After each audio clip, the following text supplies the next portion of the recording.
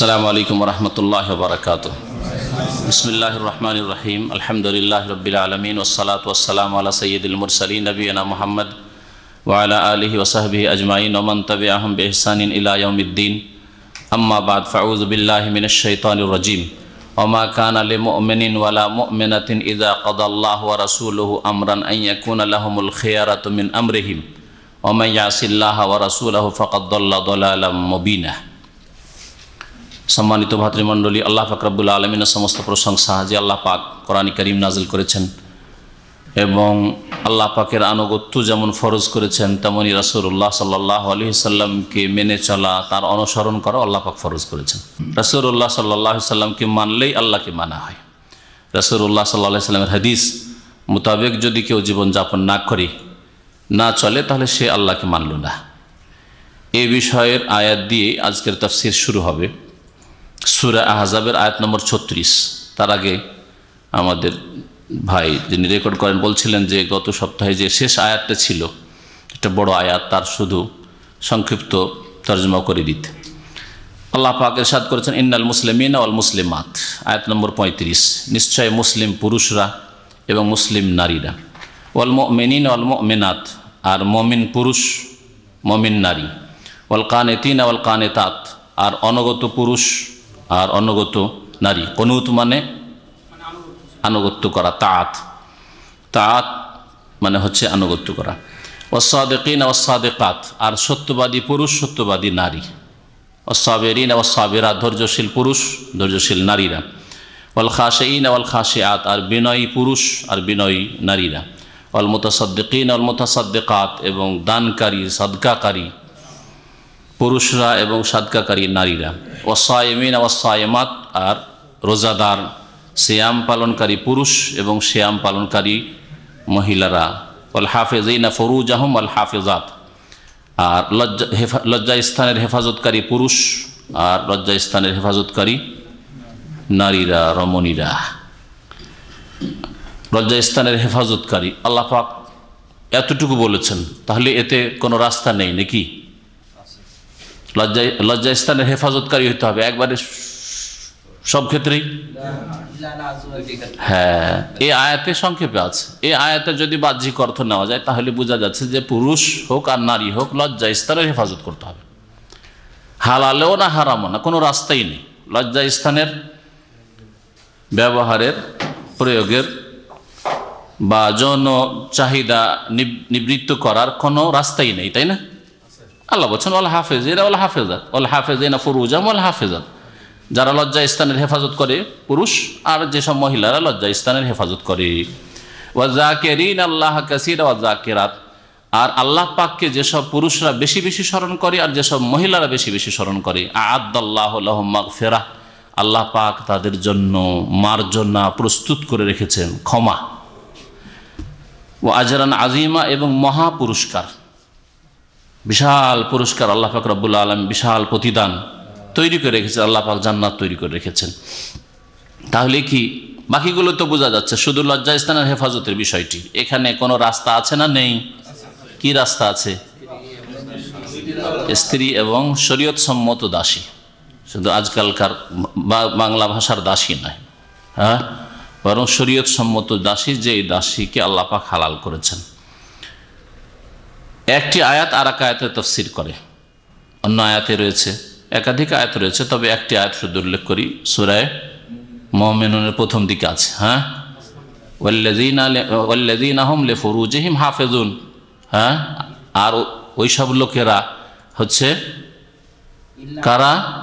কাদ আফলাহাল মুমিনুন, মুমিনরাই সফল কাম। কোন মুমিনরা? মুমিনদের একটি গুণ হচ্ছে ওয়াল্লাযীনা হুম লিফুরুজিহিম হাফিজুন, যারা লজ্জা স্থানের হেফাজত করে, সুরক্ষা করে, লজ্জা স্থানের অপব্যবহার করে না, হারাম জায়গায় সেটার প্রয়োগ করে না। ইল্লা আলা আজওয়াজিহিম আও মা মালাকাত আইমানুহুম, তবে তাদের স্বামী স্ত্রীর ক্ষেত্রে, পুরুষ বিবিদের ক্ষেত্রে, আর বিবিরা মহিলারা স্বামীদের ক্ষেত্রে।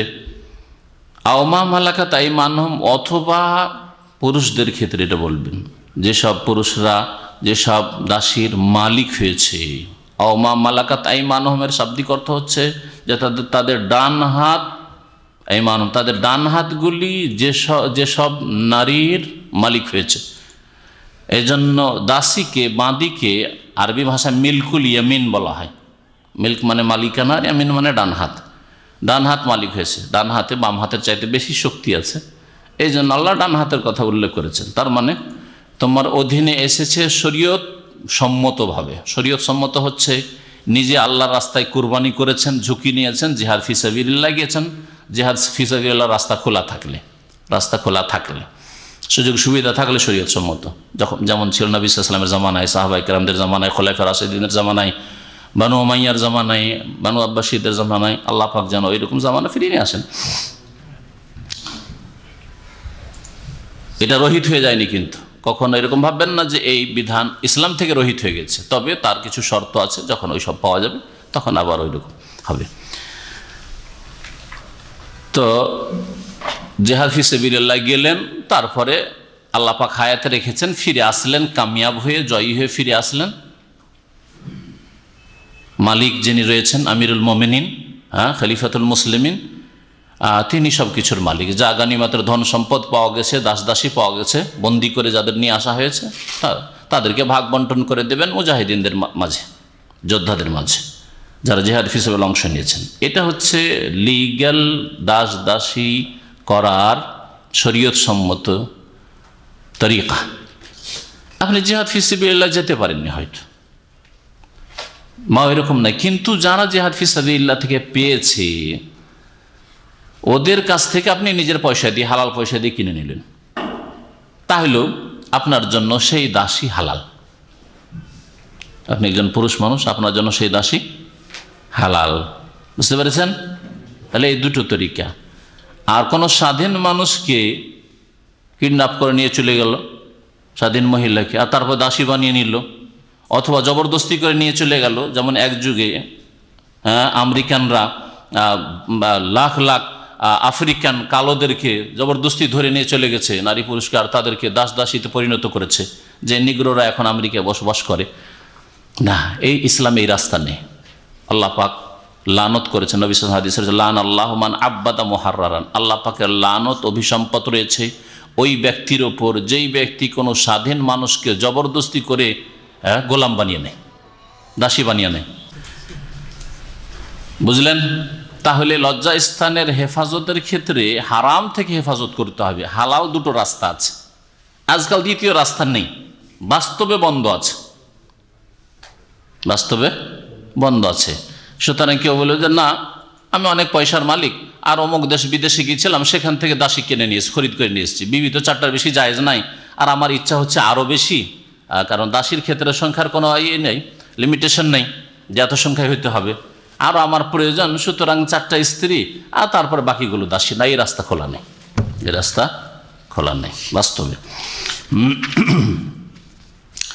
তারপরের আয়াত যেখান থেকে আমাদের আজকে দর্শ শুরু হবে সেটা হচ্ছে রাসূলুল্লাহ সাল্লাল্লাহু আলাইহি ওয়াসাল্লাম এর ফয়সালা, আল্লাহর ফয়সালা, তারপরে রাসূলুল্লাহ সাল্লাল্লাহু আলাইহি ওয়াসাল্লামের ফয়সালা, সিদ্ধান্ত, হুকুম, আদেশ নিষেধ যদি হয়ে যায়, তো কোনো মানুষের যদি সে মুমিন মুসলিম হতে চায়, এখতিয়ার নেই যে করলাম না হয় না করলাম, এটা না করলে কি হবে না, এটা না বললে কি হবে না, এভাবে না চললে কি হবে না, এই এখতিয়ার নেই, যেটা আজকালকার মুসলিমদের অবস্থা। ওমা কানা লিমুমিনিন ওয়ালা মুমিনাতিন ইযা কাদাল্লাহু ওয়া রাসূলুহু আমরান আন ইয়াকুনা লাহুমুল খিয়ারাতু মিন আমরিহিম, কোনো মুমিন পুরুষের জন্য আর না কোনো মুমিন নারীর জন্য এইরকম ইখতিয়ার আছে, স্বাধীনতা আছে, অপশন আছে। আসলে আরবিতে এবারত এইরকম যদি হয়, আগে পরে মধ্যখানে একটা বাক্য আসছে, ওমা কানা লিমুমিনিন ওয়ালা মুমিনাতিন আন ইয়াকুনা লাহুমুল খিয়ারাতু মিন আমরিহিম, তাহলে অর্থটা যেমন বাংলায় করছি সেইভাবে হবে। কোনো মুমিন পুরুষ মুমিন নারীর জন্য এই রকমের কোনো ইখতিয়ার নেই তাদের ব্যাপারে, মিন আমরিহিম আন ইয়াকুনা লাহুমুল খিয়ারা, তাদের জন্য ইখতিয়ার স্বাধীনতা থাকবে, মিন আমরিহিম তাদের জীবনের ক্ষেত্রে, যে এটা ইচ্ছা হলে করব না হয় করব না। অথচ সেটা আকীদার বিষয়, ইবাদতের বিষয়, হালাল হারামের বিষয়। আমার ইচ্ছা হলে হালাল, আর ইচ্ছা না হইলে হারাম, আমি ইচ্ছা করলাম হারাম করে দিলাম, না না না, এই ইখতিয়ার নেই। কখন এটা? ইযা কাযাল্লাহু ওয়া রাসূলুহু আমরান, যখন আল্লাহ পাক বা তার রাসূল সাল্লাল্লাহু আলাইহি সাল্লাম কোনো ফয়সালা করে দেবেন, কোনো কথা কাজের ফয়সালা করে দেবেন। আল্লাহর পক্ষ থেকে, রাসূলের পক্ষ থেকে কোনো সিদ্ধান্ত ঘোষণা হয়ে যাবে। কাযা মানে ফয়সালা করে দেওয়া, আমরান মানে কোনো কাজের ক্ষেত্রে আমর বলা হয়। আমর মানে আদেশ হয়, আদেশ নিষেধ, নিষেধটাও একটা আদেশ, তাই না? নিষেধাজ্ঞাটাও না করার নির্দেশ, তাই না?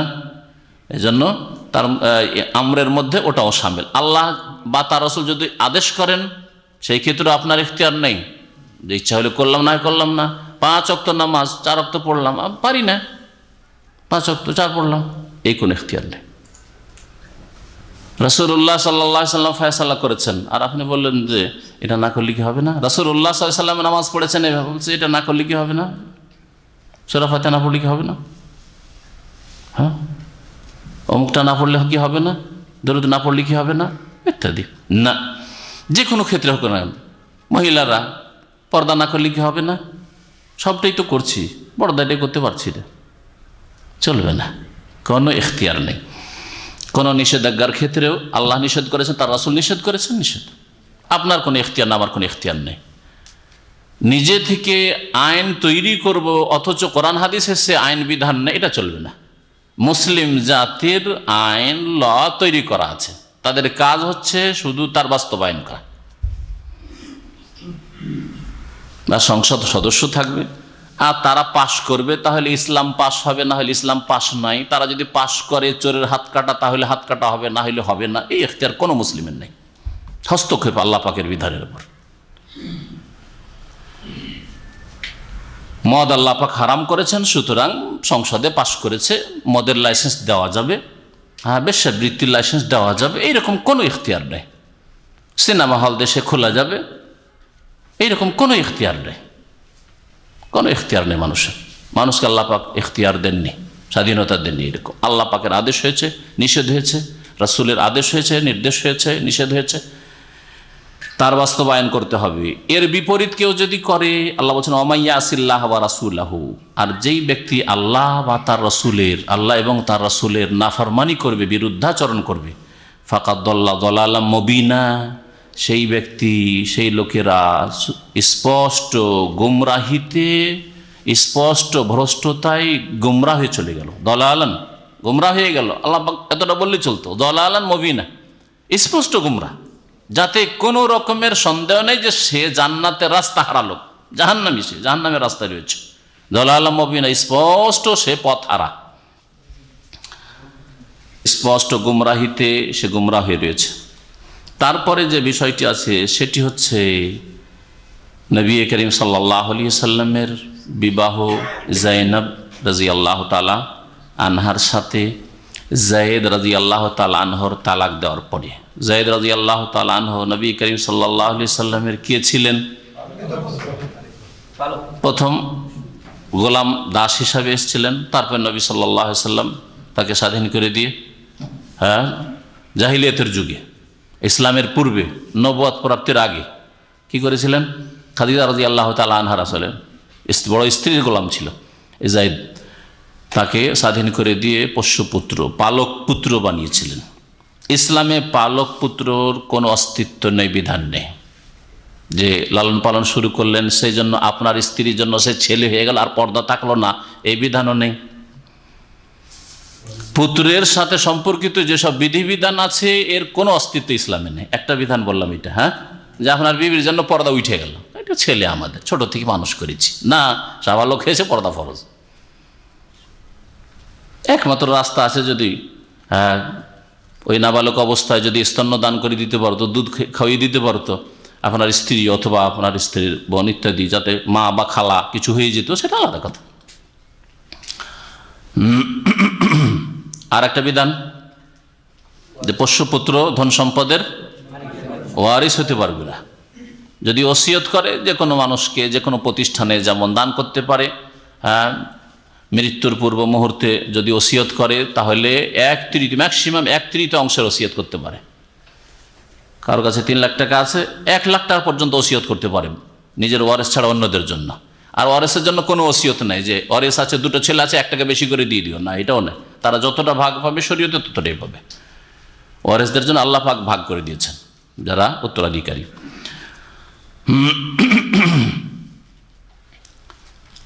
ইসলাম এই পোষ্যপুত্রের বিধান, যেটা জাহিলিয়াতের যুগে বলবৎ ছিল, ধন সম্পদে ভাগ দেওয়া নিজের ছেলের মতো, পর্দা না নিজের ছেলে, এটা পালন করা অপরের ছেলে কিন্তু নিজের ছেলে, সুতরাং পর্দা আবার কিসের?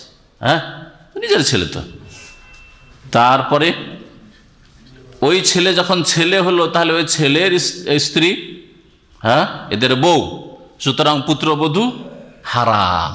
পুত্রবধূকে, এইরকম পুত্রবধূ মানে পালক পুত্র, পোষ্যপুত্র স্ত্রীকে তার যে যে যে পালন করছে, ছেলেকে পালন করেছে, সে আর বিবাহ করতে পারবে না। জাহিলিয়াতের যুগে এটা বড় বড় দোষ ছিল। যদি কেউ বিবাহ করে তাহলে সমাজ থেকে তাকে বিচ্ছিন্ন করে এক ঘরে করে দেওয়া হয়তো। এই যে বাতিল কুপ্রথা ছিল, একে ইসলাম বাতিল ঘোষণা করেছে এবং এটাকে বাস্তবে পরিণত করতে হবে। বাতিল যে বাস্তবে এর আমল করা লাগবে, কোনো মানুষের সাহস হয় না। এই জাহিলিয়াতের অন্ধকার থেকে যদিও ইসলাম এসছে, তারপরে একটা মন মগজে ঢুকে আছে, ওটা তো বউ হইল। আমাদের আজকাল মুসলিম সমাজে কেউ যদি এরকম পোষ্যপুত্রের বউকে বিবাহ করে নাই, তালাক হয়ে গেছে, ধরেন আপনার পোষ্যপুত্র ছিল, তার বিবাহ করেছিল, তারপরে ওর সাথে চললো না, তালাক হয়ে গেল, তারপরে কেউ বিবাহ করে দেখে এক ঘরে করে দিবে। আজকালকার মুসলিম মূর্খ জাহেল সমাজ এক ঘরে করে দিবে, গ্রাম থেকে বের করে দিবে, করবে। তাহলে ওই তো এই আমি জাহিলিয়াত এখনো মজুদ আছে। যে জাহিলিয়াতকে নিশ্চিহ্ন করার জন্য আল্লাহ পাক রব্বুল আলামিন রাসূলুল্লাহ সাল্লাল্লাহু আলাইহি সাল্লাম দ্বারা শুধু আয়াত নাযিল করলেন না, বরং বাস্তবে নবী সাল্লাল্লাহু আলাইহি সাল্লামকে বিবাহ করিয়ে দিলেন। এই কথা এই আয়াতে রয়েছে। কারণ একটা যদি হুকুম করা হয় যে এই কাজটা করেন, যদি আপনাদেরকে বলি, এটা ভালো মানুষ যারা প্যান্ট কোনোদিন পরেন না, অনেক লোক কিন্তু ডিউটিতে মালিকরা বলছে যে তোমাকে প্যান্ট পরে আসতে হবে, আর জীবনে কোনোদিন প্যান্ট পরেনি, মাদ্রাসায় পড়েছে, হুজুর হাফেজ হয়েছে, এসে কান্না করে যে আমাকে প্যান্ট পরতে বাধ্য করছে। পরামর্শ দিয়ে অসুবিধা নেই, একটু করে হারাম নাজায়েজ কাজ বলেন, অসুবিধা, ডিউটির সময় প্যান্ট পরবেন, বাকি সময় আপনি অসুবিধা জুব্বা পরবেন। মনকে রাজি করতে পারছে না, বুঝতে পারছেন? অথচ জায়েজ কাজ, ঠিক না? বলছি একটা হুকুম যে শরীয়তে জায়েজ আছে, করেন, মনকে রাজি করতে পারছে না। কিন্তু যদি কোনো শেখ করে দেখিয়ে দেয় প্যান্ট পরে, আরে শেখ নিজে পড়ছে, বাস্তবে জায়েজ না হলে করেই কাজ, বোঝা গেছে? তার মানে কোনো শেখকে করতে বলছি না, আমি পরামর্শ দিচ্ছি না, কিন্তু জায়েজ, তবে উত্তম ঢিলা ঢালা লেবাস। আর প্যান্ট ঢিলা লেবাস নয়। প্যান্ট যদিও টাকনার উপরে ওঠে, টাকনার নিচে থাকলে তো হারাম পোশাক, ও পোশাকই হারাম। হ্যাঁ, আর টাকনার উপরে যদি থাকে জায়েজ লেবাস হইলেও অনেক ওলামাদের নিকটে জায়েজ নয়। তার মধ্যে একজন নাসিরুদ্দিন আলবানী রাহমাতুল্লাহ, সালাফি ওলামাদের অনেকে জায়েজ বলছেন না, বলছে এটা পাশ্চাত্য সভ্যতার অনুকরণ, উনি বলেছেন। যদিও তার সাথে আমরা অনেকে বা অনেক আলেমরাই একমত নয়, জায়েজ আছে। কিন্তু এতে যে শরীরের সাথে টাইট হয়ে লেগে থাকছে, অঙ্গ প্রত্যঙ্গের উঁচ নিচ বোঝা যাচ্ছে, এগুলি কথা অস্বীকার করার নয়। যেভাবে ঢিলা পোশাকে পর্দা হয় শরীরের, একটা পুরুষেরও পর্দার প্রয়োজন রয়েছে। এই নয় যে কত কিলো গোস্ত লেগে আছে পিছন দিকে বোঝা যাবে, তাই না? 10 কিলো হবে না 20 কিলো হবে না, এরকম লিবাস হওয়া উচিত নয়। তো যাই হোক, আল্লাহ পাক রব্বুল আলামিন এই জাহিলিয়াতের যুগের যে পোষ্যপুত্রের ছেলের স্ত্রীকে বিবাহ করা চরম অপরাধ ছিল, এই বাতিল আকিদাকে, ভ্রান্ত ধারণাকে দূর করার জন্য শুধু আল্লাহ হুকুম নাযিল করলেন না, জায়েজ, তোমাদের ছেলে নয়। এর আগে আয়াত পড়েছেন না, তাই না? তোমরা যে মুখে ডাকা ছেলে বানিয়েছো সেগুলি তোমাদের ছেলে নয়। ওহম লিআবে, তাদের বাপের নামে ডাকো, যদি বাপের নাম না জানো তাহলে তাদেরকে বন্ধু বলে ডাকো। হ্যাঁ, এসব বলেও যথেষ্ট হয়নি, অনেকে ছাড়তে রাজি হবে না। নবী করিম সাল্লাল্লাহু আলাইহি ওয়াসাল্লামকে আল্লাহ পাক কি করলেন, যে তোমার বিয়ে আমি পড়িয়ে দিলাম। লোকেরা পড়াইতে চাইবে না তোমার বিয়ে, অনেকে, হি কেমন কথা হইল, আল্লাহ পাক 7 আসমানের উপর থেকে বিয়ে পড়িয়ে দিচ্ছেন। একমাত্র নবী করিম সাল্লাল্লাহু আলাইহি সাল্লামের বিবাহ আল্লাহ পাক পড়িয়েছেন একটি বিবাহ শুধু, সেটা হচ্ছে জাইনাব রাদিয়াল্লাহু তাআলা আনহার সাথে। বাকি বিবাহগুলি জমিনে হয়েছে। আয়েশা রাদিয়াল্লাহু তাআলা আনহার সাথে জাইনাব রাদিয়াল্লাহু তাআলা আনহার কম্পিটিশন হইতো। হ্যাঁ, কম্পিটিশনে জাইনাব রাদিয়াল্লাহু তাআলা জিতে যেতেন। তোমার বিবাহ জমিনে হয়েছে, আমার বিবাহ 7 আসমানের উপর হয়েছে। তোমার বিবাহ মানুষে পড়েছে, আমার বিবাহ আল্লাহ পাক পড়িয়েছে।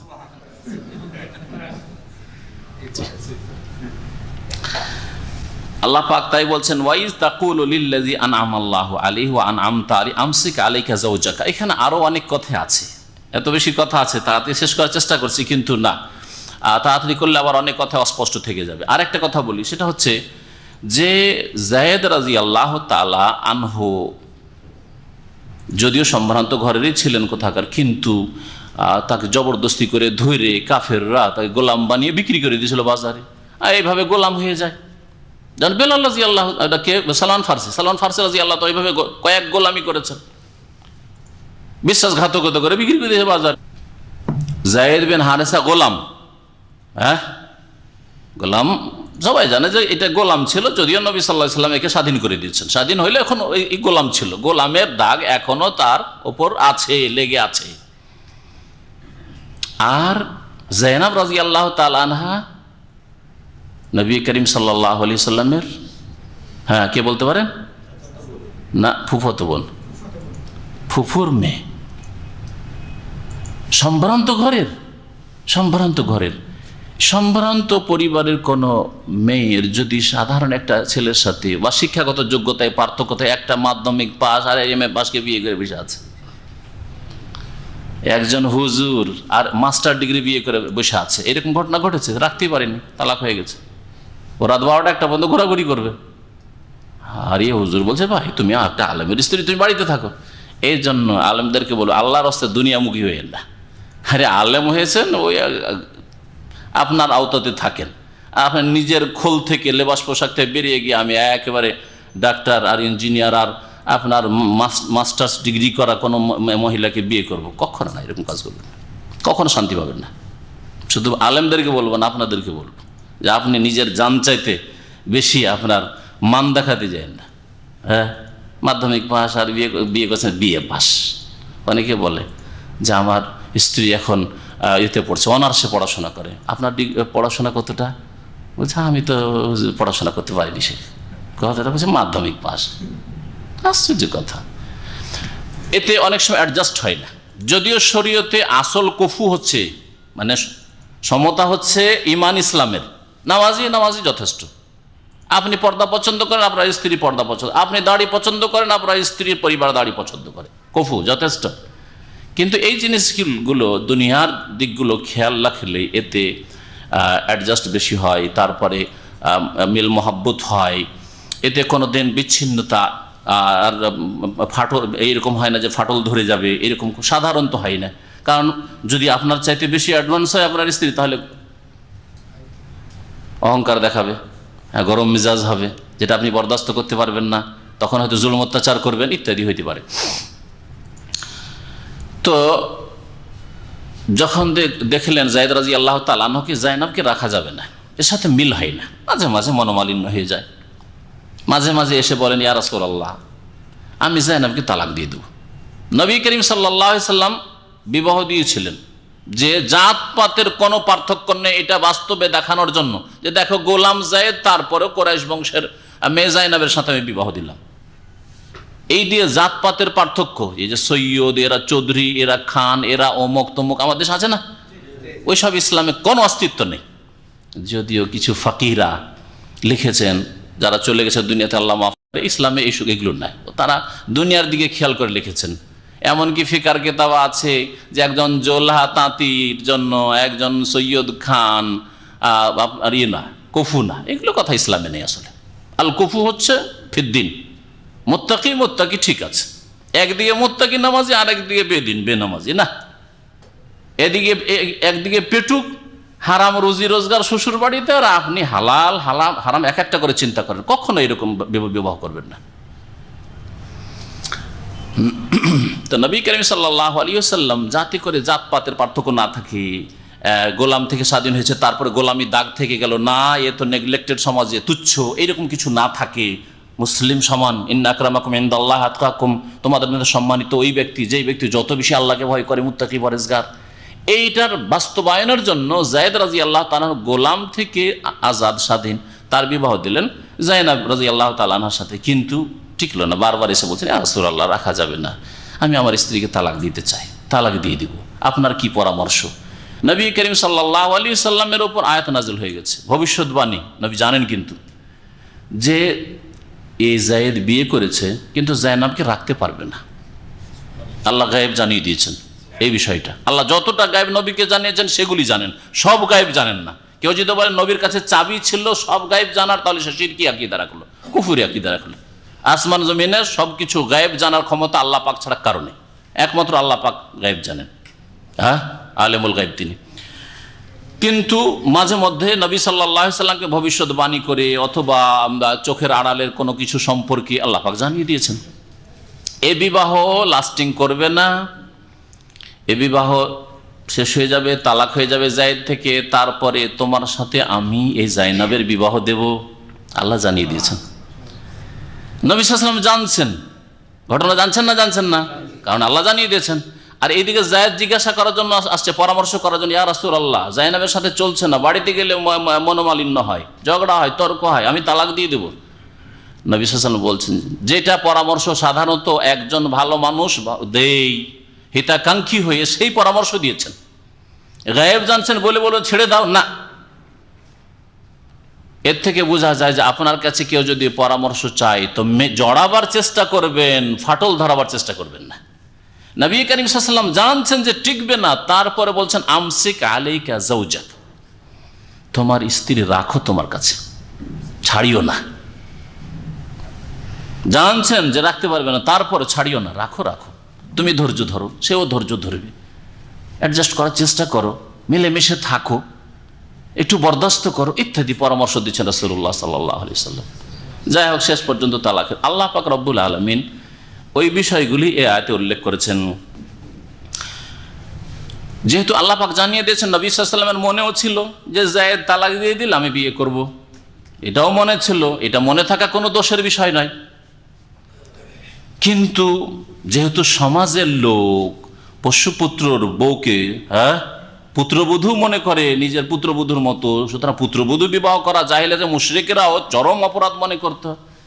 এটা চরম অপরাধ, তাই নবী সাল্লাল্লাহু আলাইহি ওয়াসাল্লাম মুখ খুলতে পারছেন না, এইগুলি যে ওহী জানিয়ে দিয়েছে কাউকে বলতেও পারছেন না, ভিতরে লুকিয়ে রেখেছেন। আল্লাহ পাক রব্বুল ওই বিষয়গুলো উল্লেখ করছেন। আল্লাহ পাক বলছেন, ওয়াইজ তাকুলু লিল্লাযী আনআমা আল্লাহু আলাইহি ওয়া আনআমতা আলাইহি, স্মরণ করো যখন হে নবী তুমি বলছিলে ওই ব্যক্তিকে যার ওপর আল্লাহ পাক অনুগ্রহ করেছেন, যাকে আল্লাহ পাক পুরস্কৃত করেছেন, অর্থাৎ যায়েদ। আল্লাহ পাক পুরস্কৃত করেছেন যে ইসলাম কবুল করার তৌফিক দিয়েছেন। আল্লাহ পাকের এছাড়াও বহু নিয়ামত রয়েছে, তার উপর আল্লাহ পাক পুরস্কৃত করেছেন। ওয়া আনআমতা আলাইহি, আর তুমিও তাকে পুরস্কৃত করেছো, তার উপর অনুগ্রহ করেছো। কি অনুগ্রহ?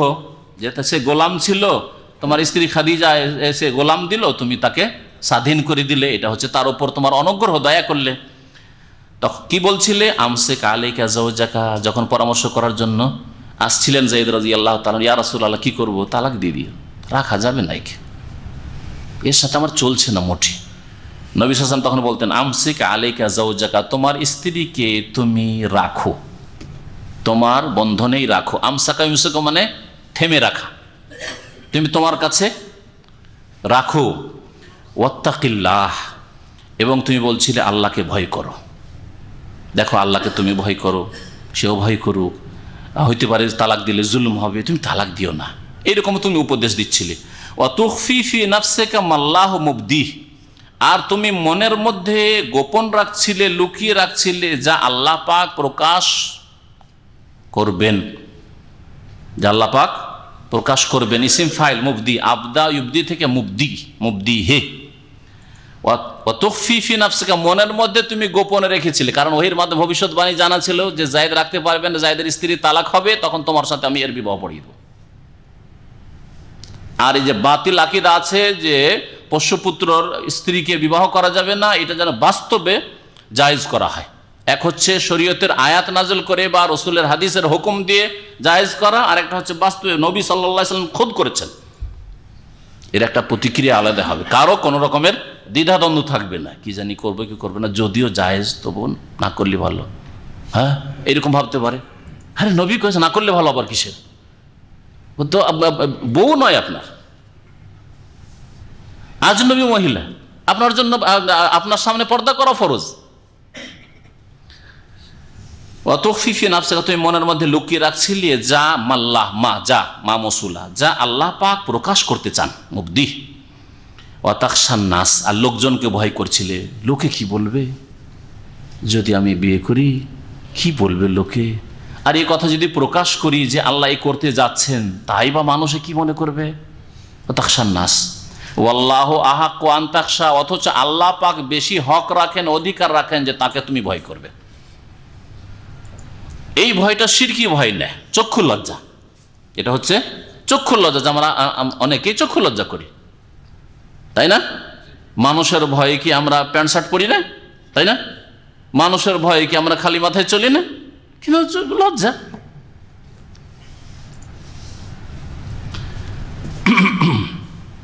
ফালাম্মা কাদা যায়েদুম মিনহা ওয়াতারান, সুতরাং যখন যায়েদ তার থেকে, মানে যায়নাব থেকে, আল্লাহ পাক যায়েদ রাদিয়াল্লাহু তাআলার নাম একমাত্র এক সাহাবী যার নাম কোরআনে কারীমে উল্লেখ করেছেন, সাহাবী, নবী রাসূলগণের নাম উল্লেখ হয়েছে কোরআনে কারীমে, হ্যাঁ, লোকমান হাকিমের নাম উল্লেখ হয়েছে, তাই না? কিন্তু সাহাবাই কেরামদের মধ্যে কারো নাম স্পষ্ট আল্লাহ পাক উল্লেখ করেনি, একমাত্র যায়েদ রাদিয়াল্লাহু তাআলা এই আয়াতে। আবু বকর সিদ্দিক রাদিয়াল্লাহু তাআলা সম্পর্কে একাধিক আয়াত রয়েছে, বরং কয়েকটি আয়াত রয়েছে, কিন্তু নাম না, স্পষ্ট করে আল্লাহ পাক উল্লেখ করেছেন। ফালাম্মা কাদা যায়েদুম মিনহা, যখন যায়েদ সম্পূর্ণ করলো, কাদা ইয়াকজি মানে পুরা করে নেওয়া, মিনহা তার থেকে, হা মুয়ান্নাসের, তাই না? কার থেকে? যায়নাব থেকে পুরো করে নিল, ওয়াতারান মানে প্রয়োজন, হাজাতান, ওয়াতার মানে শাব্দিক অর্থ হচ্ছে প্রয়োজন, প্রয়োজন পুরা করে নিল, স্ত্রীর সাথে প্রয়োজন কি, স্বামী স্ত্রী জীবনযাপন, তাই না? প্রয়োজন পুরা করে নিল মানে তালাক দিয়ে দিল। কাজাইতু ওয়াতারি, আপনি কোনো জায়গায় এসেছেন, বলছেন কাজাইতু ওয়াতারি, আমার প্রয়োজন পুরা করে ফেলেছি, মানে যেই ডিউটিতে কাজে এসেছিলাম সেটা শেষ করে ফেলেছি, তো বিবাহ করেছিলাম যে উদ্দেশ্যে সেটা শেষ করে ফেলেছি, তার মানে তালাক দিয়ে ফেলেছি। তালাক শব্দটা এখানে উল্লেখ করা হয়নি, কিন্তু এখানে বিবাহ বিচ্ছেদটাকে বোঝানো হয়েছে। আল্লাহ বলছেন যাওয়াজনাকাহা, আমি আল্লাহ বিয়ে পড়িয়ে দিলাম, বিয়ে করিয়ে দিলাম তোমার তার সাথে। যাওয়াজনা মানে আমি বিয়ে করিয়ে দিলাম, কা মানে তোমার, হা মানে তার সাথে, কার সাথে? হা মুয়ান্নাসের, যায়নাবের সাথে। দেখলেন না, এই বাক্য দিয়ে আল্লাহ পাক রব্বুল আলামিন নবী করিম সাল্লাল্লাহু আলাইহি ওয়াসাল্লামের বিবাহ করিয়ে দিয়েছেন যায়নাব রাদিয়াল্লাহু তাআলা আনহার সাথে, সাত আসমানের আরশে আজিম থেকে। এই শ্রেষ্ঠত্ব, এই ফজিলত একমাত্র সাইয়্যিদুল মুরসালিন খাতামুন নবীন মুহাম্মদুর রাসূলুল্লাহ সাল্লাল্লাহু আলাইহি ওয়াসাল্লাম, আল্লাহ আর কোন নবীকে দেননি। তারপরেও ইবাদতে মুহাম্মদ সাল্লাল্লাহু আলাইহি ওয়াসাল্লামের কোনো অধিকার নেই যে নবীকে সিজদা করে দেবেন। হ্যাঁ, নবী করে মাদাদ ইয়া রাসূলুল্লাহ, হ্যাঁ, নবীর কাছে রোগ ভালো করে চাইবেন, হ্যাঁ, নবীর কবরের কাছে যাবেন, মসজিদ নবীতে যাবেন, ইয়া রাসূলুল্লাহ আমার মেয়ে সাবালিক হয়েছে, একটা ভালো পাত্র ব্যবস্থা করে দাও, হ্যাঁ, ইয়া রাসূলুল্লাহ আমি বালা মুসিবতে এসে আপনার মেহমান হয়েছি, সুতরাং ক্ষুধা লেগেছে, খেতে দাও। হ্যাঁ, কখনো না। ইয়া রাসূলুল্লাহ জাতির অধপতন, মুসলিম জাতি খুব দুরবস্থায় আছে, সুতরাং আপনি একটু লক্ষ্য করুন, না, এসব জায়েজ না, এসব শিরকি আকীদা। কারণ ইবাদত একমাত্র কার হক? একমাত্র আল্লাহ পাকের হক। আল্লাহ তা'বুদু, ইবাদত করবে না, চলবে না, ইল্লা ইয়াহু, একমাত্র তার, আল্লাহ ছাড়া কারো ইবাদত করবে না। ইবাদত হচ্ছে রুকু, সেজদা, দুয়া, ফরিয়াদ, হ্যাঁ, যে মান্নত, জবাই, ইবাদত ইত্যাদি ইত্যাদি। কেন আমি বিয়ে করিয়ে দিলাম তোমার? লিকাইলা ইয়াকুন আলাল মুমিনিনা হারাজুন ফি আজওয়াজি আদিয়াইহিম ইযা কাযাউ মিনহুন্না ওয়াতারা, যাতে করে কোন মুমিনদের জন্য কোন রকমের বাধা না হয়ে দাঁড়ায়। হারাজ মানে হচ্ছে বাধা, বিঘ্ন, কোন রকম বিঘ্ন না হয়। হ্যাঁ, কি বিঘ্নতা? ফি আজওয়াজি আদিয়াইহিম, তাদের মুখে ডাকা, দাইয়ুন মানে মুখে ডাকা ছেলে, দায়াদু মানে কি ডাকা না, দায়াদু থেকে দাইয়ুন মানে হচ্ছে মুখে ডাকা, মুখ বুলি ছেলে, যেটাকে আমরা বলছি পোষ্যপুত্র, পালন করি ওই জন্য পালক পুত্র, পোষ্যক পুত্র। আর মুখে ডাকা যেহেতু আসলে ছেলে নয়, আসলে মেয়ে নয়, মুখে ডাকা ছেলে মেয়ে, সেই জন্য আল্লাহ পাক ওর নাম কোরআনে কারিমে বা আরবি ভাষায় কি বলা হয়? দাঈয়ুন বলা হয়। দাঈয়ুনের জমা হচ্ছে বহুবচন আদঈয়া। কি জন্য আমি তোমার বিয়ে করিয়ে দিলাম? যাতে করে মুমিনদের জন্য কোনো রকমের বাধা না থাকে, সংকীর্ণতা না থাকে, আপত্তি না থাকে ফি আজওয়াজি আদঈয়াহিম, তাদের মুখে ডাকা ছেলেদের বউদের বিবাহ করা সম্পর্কে। যার এটা কেমন করে হয়? যদিও নিজের ছেলে নয়, তারপরে ছোট থেকে মানুষ করে ছেলের মতো, তার বউটা বউ হইল, কেমনে বিয়ে করবো? আবার তালাক না হয় দিয়ে দিয়েছে। না না না না, তোমার বউই নয় এটা। এজা কাযাউ মিন, কখন? এজা কাযাউ মিনহুন্না ওয়াতারান, যখন তাদের থেকে মানে পোষ্যপুত্রদের বউদের থেকে ওই ছেলেরা, পোষ্যপুত্ররা কি করে নেবে? নিজের প্রয়োজন পুরা করে নেবে, মানে বিবাহ বিচ্ছেদ করে নেবে তালাক হওয়ার পরে। তাহলে বোঝা গেল যে কোন মেয়ের যতক্ষণ পর্যন্ত তালাক হয়নি আর ইদ্যত পার হয়নি ততক্ষণ পর্যন্ত কোনো ব্যক্তির জন্য বিবাহ করা যায় না। শুনে রাখেন মাসলা ভালো করে, কারণ এর প্রয়োজন আছে। অনেকে বিবাহ করে রেখে এসছে, তার কোথাও বিবাহ জায়েজ নাই।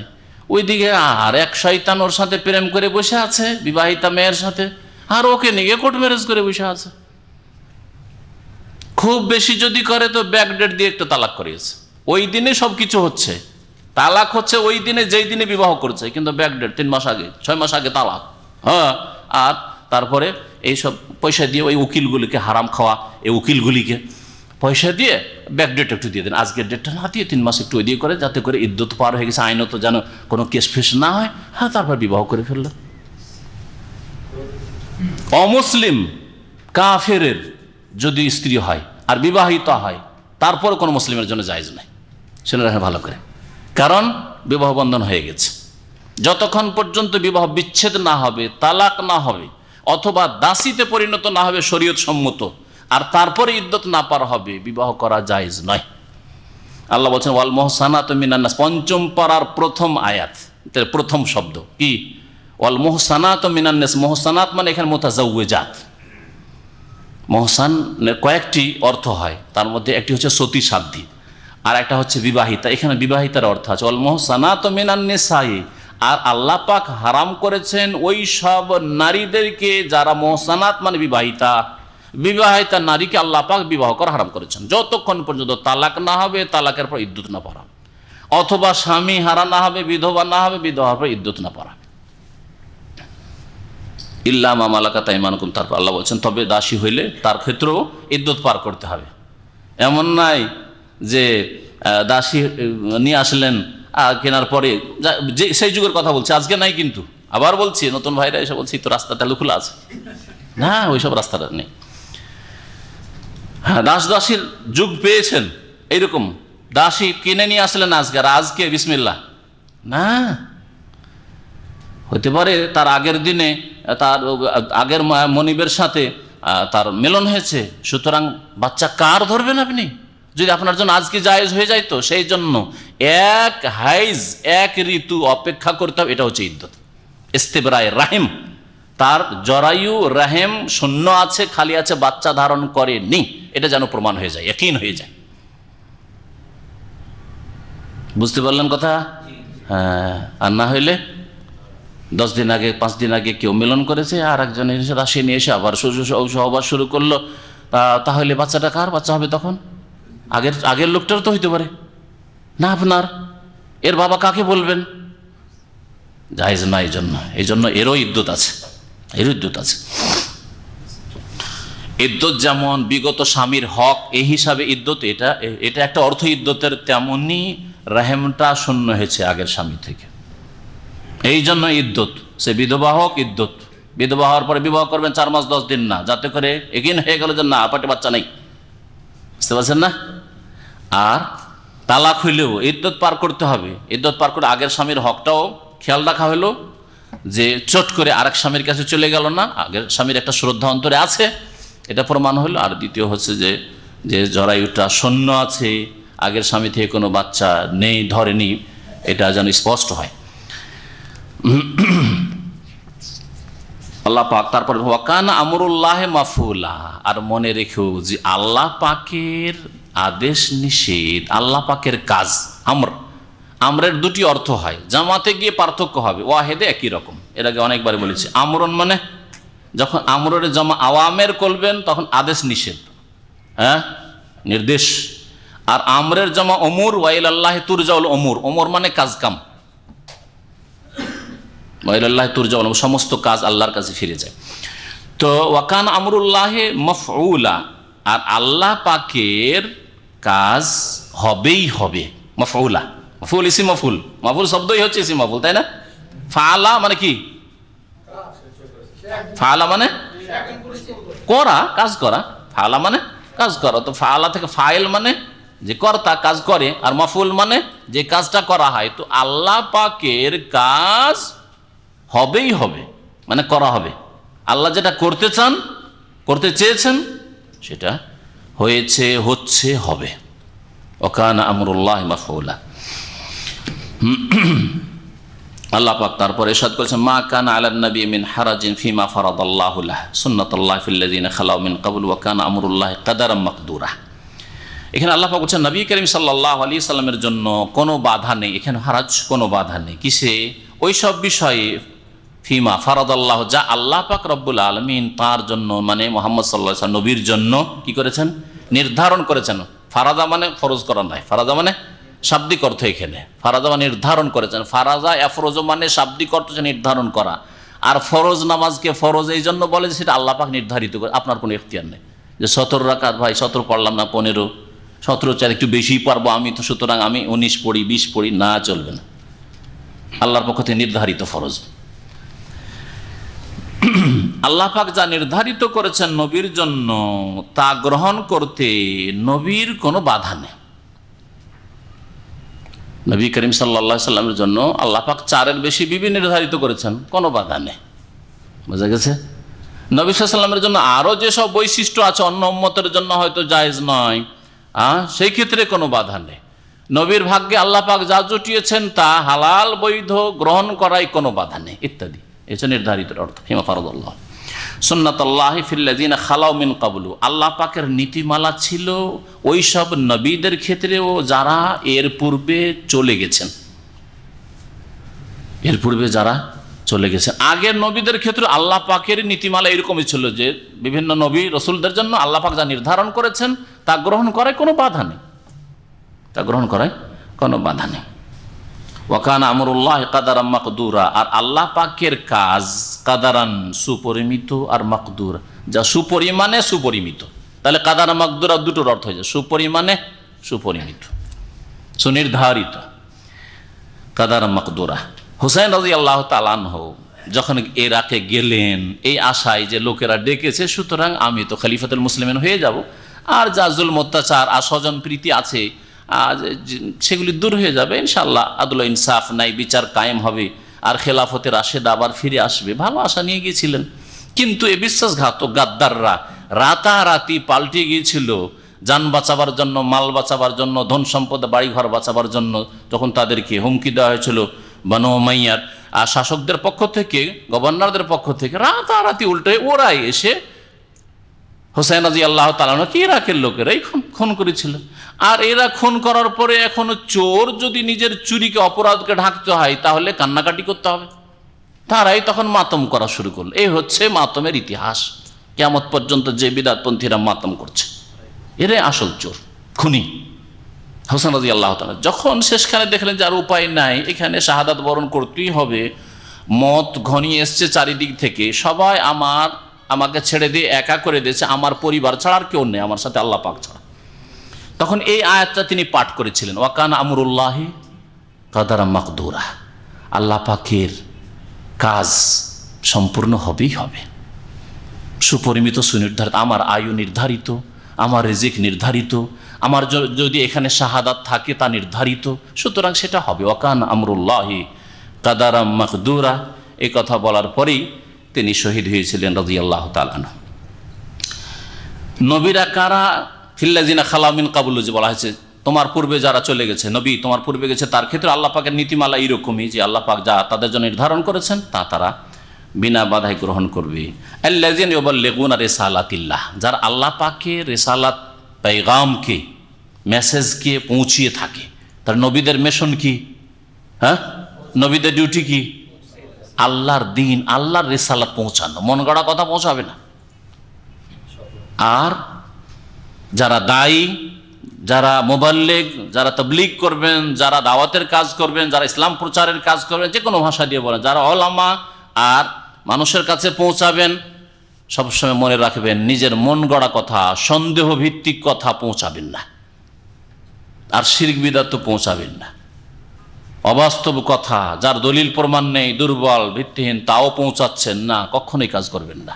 আল্লাহর পক্ষ থেকে প্রতিনিধি আপনি, হ্যাঁ, রাসূলের পক্ষ, আম্বিয়া রসুলগণের প্রতিনিধি, ওয়ারাসাতুল আম্বিয়া। সুতরাং নবীদের ওয়ারিস, আর নবীরা কি করতেন? ইউবাল্লিগুনা রিসালাতিল্লাহ, আল্লাহ পাকের মেসেজ পেগাম পৌঁছাতেন। ওয়া ইয়াখশাউনাহু, এবং একমাত্র আল্লাহকে তারা ভয় করতেন। ওয়ালা ইয়াখশাউনা আহাদান ইল্লাল্লাহ, আল্লাহ ছাড়া কাউকে এই নবীরা ভয় করতো না। ওয়া কাফা বিল্লাহি হাসিবা, আল্লাহ পাক হিসাব গ্রহণের জন্য যথেষ্ট। মানব জাতির, জিনদের হিসাব গ্রহণের জন্য আল্লাহ পাক যথেষ্ট। মা কানা মুহাম্মাদুন আবা আহাদিম মির রিজালিকুম, আরও আল্লাহ পাক রব্বুল আলামিন তাকিদ করছেন যে যায়েদ বিন মুহাম্মদ, তোমরা বলতে জাহিলিয়াতের যুগে যে মুহাম্মাদের ছেলে যায়েদ, মুহাম্মাদের ছেলে যায়েদ, শুনে রাখো মুহাম্মদ সাল্লাল্লাহু আলাইহি সাল্লামকে কোনো পুরুষ সাবালক ছেলের বাবা করিনি। যেসব ছেলে সন্তান জন্মেছে নাবালক অবস্থায় মারা গেছে। সুতরাং রাজুল কখন হয়? যখন সাবালক হয়। হ্যাঁ, নবী সাল্লাল্লাহু আলাইহি সাল্লামের কোনো সাবালক ছেলেই ছিল না, সুতরাং কোনো পুরুষের পিতাই নন মুহাম্মদ সাল্লাল্লাহু আলাইহি সাল্লাম। মা কানা মুহাম্মাদুন, মুহাম্মদ সাল্লাল্লাহু আলাইহি সাল্লাম ছিলেন না আবা আহাদিন মিন রিজালিকুম, তোমাদের পুরুষদের মধ্যে কারো পিতা। ওয়ালাকিন রাসূলুল্লাহ, তবে লাকিন কিন্তু কি ছিলেন? আল্লাহ পাকের রাসূল ছিলেন। ওয়া খাতামান নবিয়িন, এবং নবীদের শেষ ছিলেন তিনি। নবুয়াতের সমাপ্তি ঘটিয়েছি এই মুহাম্মদ সাল্লাল্লাহু আলাইহি সাল্লামকে দিয়ে। সুতরাং কোনো ব্যক্তি যদি বলে যে আরও কোনো নবী এসেছে অথবা আসতে পারে, তাহলে সেই ব্যক্তি এই আয়াত অস্বীকার করল। আর কোরআনের একটি আয়াত অস্বীকার করলেও ওই রকমই কাফের, যেমন সবগুলি আয়াত অস্বীকার করা। সুতরাং যেই ব্যক্তি বলবে যে মির্জা গোলাম আহমদ কাদিয়ানি নবী, যেই ধরনের নবী বলুক না কেন, হ্যাঁ, কাদিয়ানি মতবাদে বিশ্বাসী কাদিয়ানি হবে, সে মুসলিম নয়, সে হচ্ছে কাফের, অমুসলিম। আলহামদুলিল্লাহ, পাকিস্তানের একটা হাসানা হচ্ছে, একটা নেকি হচ্ছে পাকিস্তানের খাতায়, যে পাকিস্তানের সরকার কাদিয়ানিদেরকে অমুসলিম সংখ্যালঘু ঘোষণা করে রেখেছে। সৌদি আরব তো আলহামদুলিল্লাহ আছে, এরকম বহু দেশে আছে, কিন্তু উপমহাদেশে ভারত, পাকিস্তান, বাংলাদেশের মধ্যে, বাংলাদেশও ঘোষিত নয়, যার ফলে কাদিয়ানি মসজিদ আর কাদিয়ানিদের সাথে যেসব সংঘর্ষ ইত্যাদি হচ্ছে, ওরা কে সরকার মুসলিম বলেই ধরে নিয়েছে। এটাও একটা মুসলিম ফিরকা, দেওবন্দি, বেরলভী আর অমুক তমুকের মতো, এটাও একটা ফিরকা, জানো না, মুসলিম ফিরকা নয়। মুসলিম ফিরকা যারা ইসলামের গণ্ডিতে আছে, যদিও তারা শিরক করছে, ধরেন বেরলভী বা এরকম আরও অনেকে আছে, কিন্তু তারা ইসলামের গণ্ডিতে আছে। হ্যাঁ, সেই জন্য তাদেরকে মুসলিম ফিরকা, মুসলিম বাতিল ফিরকা, ভ্রান্ত ফিরকা, গুমরা ফিরকা, গুমরা দল বলা যাবে। কিন্তু কাদিয়ানিকে কখনো বলা যাবে না যে কাদিয়ানি কোনো মুসলিম ফিরকা বা মুসলিম দল, ৭৩ ফিরকার একটা ফিরকা না, বরং অমুসলিম, কুফার। কাদিয়ানি মুসলিম নয়। এটা হচ্ছে ইসলামিক আকিদা। এর ব্যতিক্রম যেন আকিদার ক্ষেত্রে না হয়। যেই ব্যক্তি নবী করিম সাল্লাল্লাহু আলাইহি ওয়াসাল্লামকে খাতামুন নবীন মানল না, সেই ব্যক্তি এই আয়াতের অংশ অস্বীকার করলো। সুতরাং সেই ব্যক্তি, অথবা সন্দেহ করলো যে হইতেও পারে, যখন এত বড় বড়গুলো শিক্ষিত লোকেরা, বড় বড় হেডমাস্টারগুলিকে পয়সা দিয়ে বাড়িঘর তৈরি করে দিয়ে কাদিয়ানিরা টেনে নিচ্ছে, আর কাদিয়ানের পিছনে খ্রিস্টান মিশনারি রয়েছে। খ্রিস্টান মিশনারি দেখলো যে মুসলিম দেশে খ্রিস্টান তো বানাইতে পারলাম না, কাদিয়ানি তো বানিয়ে দিই। বহু পয়সা খরচ করছে তারা। তো মনে রাখবেন যে সেই ব্যক্তি মুসলিম নয় যেই ব্যক্তি নবী করিম সাল্লাল্লাহু আলাইহি সাল্লামের খাতমে নবুয়তে বিশ্বাসী নয়।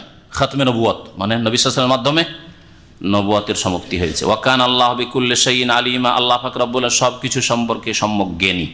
ইয়া আইয়ুহাল্লাযীনা আমানু যকুরুল্লাহ যিকরান কাসীরা, হে ঈমানদাররা, উযকুরুল্লাহ যিকরান কাসীরা, আল্লাহ পাকের স্মরণ করো, যিকরান কাসীর, খুব বেশি বেশি। আল্লাহ পাকের বেশি বেশি জিকির করো, মানে আল্লাহ পাককে স্মরণ করো। আল্লাহ পাককে স্মরণ করতে হবে কিভাবে? প্রথম অন্তর থেকে স্মরণ করতে হবে। অন্তরে সবসময় আল্লাহ যেন বসে থাকে, আল্লাহ সবসময় খেয়ালে আছে, বেখেয়াল হয়ে যাবেন না। যেই ব্যক্তির অন্তরে আল্লাহ একেবারে বসে আছে সব সময়, সেই ব্যক্তি আল্লাহ পাকের নাফরমানি করতে পারে, ফরজ ছেড়ে দিতে পারে, হারাম কাবিরা কাজ করতে পারে? কখনো করতে পারে না। অন্তর থেকে আল্লাহ পাকের জিকির আজকার করেন না, জিকরুল কলব। তারপরে হচ্ছে জিকরুল লিসান, জবান দ্বারা আল্লাহ পাকের বেশি বেশি জিকির করা, স্মরণ করা। সেটা পূর্ণাঙ্গ বাক্য দিয়ে হবে, পূর্ণাঙ্গ বাক্য, অসম্পূর্ণ বাক্য দিয়ে নয়। কথা বুঝতে পেরেছেন? একটি ওয়ার্ড, একটি শব্দ নিয়ে দিয়ে নয়, যাতে অর্থ পাওয়া যায়, অর্থবোধক বাক্য দিয়ে, সেন্টেন্স দিয়ে, জুমলা দিয়ে হইতে হবে। আর একটি কথা হচ্ছে যে সম্মিলিত সুর ধরে বেদাতি তরিকায় যেন না হয়। কারণ নবী সাল্লাল্লাহু আলাইহি ওয়াসাল্লাম সবচেয়ে বেশি জিকির করেছেন, সম্মিলিত করেননি। সাহাবাই কেরামরা তারপরে সবচেয়ে বেশি আল্লাহ পাকের জিকির করেছেন। হ্যাঁ, অন্তরের জিকির, জবানের জিকির করেছেন, অঙ্গ প্রত্যঙ্গের জিকির করেছেন, কিন্তু সম্মিলিত একসাথে একটু মহাব্বতের সাথে জিকির করুন তো। লা ইলাহা ইল্লাল্লাহ, লা ইলাহা ইল্লাল্লাহ, সুবহানাল্লাহ, সুবহানাল্লাহ, না কখনো করেন। বুঝতে পেরেছেন? সুতরাং এই এক সুরের জিকির বেদাতি জিকির। যদি কোথাও এরকম জিকিরের হালকা দেখেন যে হালকায় জিকির অমুক জায়গায় হচ্ছে, অমুক খানকাতে হালকায় জিকির হচ্ছে, বিদাত, সম্মিলিত জিকির। আর এক জায়গায় জিকির দেখছেন বা ওই হালকাতে দেখছেন যে অসম্পূর্ণ বাক্য দিয়ে, ওয়ার্ড দিয়ে জিকির হচ্ছে, আল্লাহু আল্লাহু, ইল্লাল্লাহ ইল্লাল্লাহ, আর রহমান ইয়া রহমান, ইয়া রাহিম, ইয়া মালিক, ইয়া কুদ্দুস, ইয়া সালাম। ইয়া সালাম আল্লাহকে বললেন, তারপর কিছুই চাইলেন না। তাহলে যেন আপনি আপনার বাপকে বলছেন, হে মা, হে মা, হে আমার প্রিয়তমা, হে মা, হে মা। ঠিক না? মায়ের প্রতিশব্দ আর কিছু নিয়ে আসেন, হে আমার জীবন, হে মা, হে জীবন, হে প্রাণ। যদি করে তো বোকা বলবে না? এইরকমই বোকা হচ্ছে বিদাতিরা, যারা এরকম বিদাতি জিকির করে। আর বোকাই শুধু না, বেয়াদব। কারণ আপনি বেয়াদব যদি এরকম করেন, হে মা, মা, মা, বেয়াদব আপনি। ওই রকমই যারা এই বিদাতি জিকির করে, বেয়াদব আল্লাহর শানে, ওয়াল্লাহি বেয়াদব, জি বেয়াদব। নবী করিম সাল্লাল্লাহু আলাইহি ওয়াসাল্লাম এইরকম শরীয়ত নিয়ে আসেনি, মা আনজালাল্লাহু বিহা মিন সুলতান। এইরকম আল্লাহ পাক রব্বুল আলামিন জিকির নাজিল করেননি। জিকিরের কথা আল্লাহ পাক বলেছেন করতে, আর এর প্র্যাকটিক্যাল করেছেন মুহাম্মদ রাসূলুল্লাহ সাল্লাল্লাহু আলাইহি ওয়াসাল্লাম, তার সাহাবায়ে কেরাম, খোলাফায়ে রাশিদিন, সবাই করেছেন।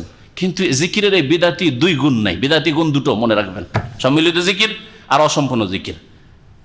একটা শব্দের জিকির, আল্লাহ আল্লাহ জিকির নেই।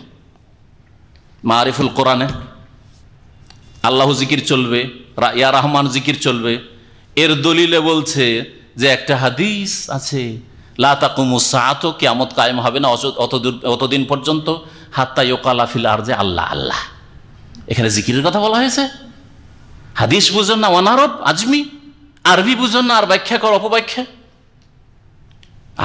আরবি ভাষার যে আপনার ভঙ্গিমা আছে সেখান থেকে বুঝতে হবে। আর দু চারটা আরবি ভাষা বুঝেছেন, আর তারপরে মনে করবেন যে আপনি অনারব ভাষা হচ্ছে উর্দু আর ভাষা হচ্ছে বাংলা, আর বলেন আমি তো আরবি বুঝে ফেলেছি। না, আরবরা যেইভাবে বুঝেছে আরবিকে সেইভাবে বুঝতে হবে। যেমন বাংলা বুঝলে বাঙালির কাছ থেকে বুঝতে হবে যে আমরা এই বাক্যটা বা এই শব্দটা কোন অর্থে ব্যবহার করি। বুঝা গেছে না? বলেন না, মা অনেক সময় আক্ষেপ করে, দুঃখ করে, তুই বিদেশ গেছিস বাবা রে, তুই আমার নামটাও নিস না। মানে কি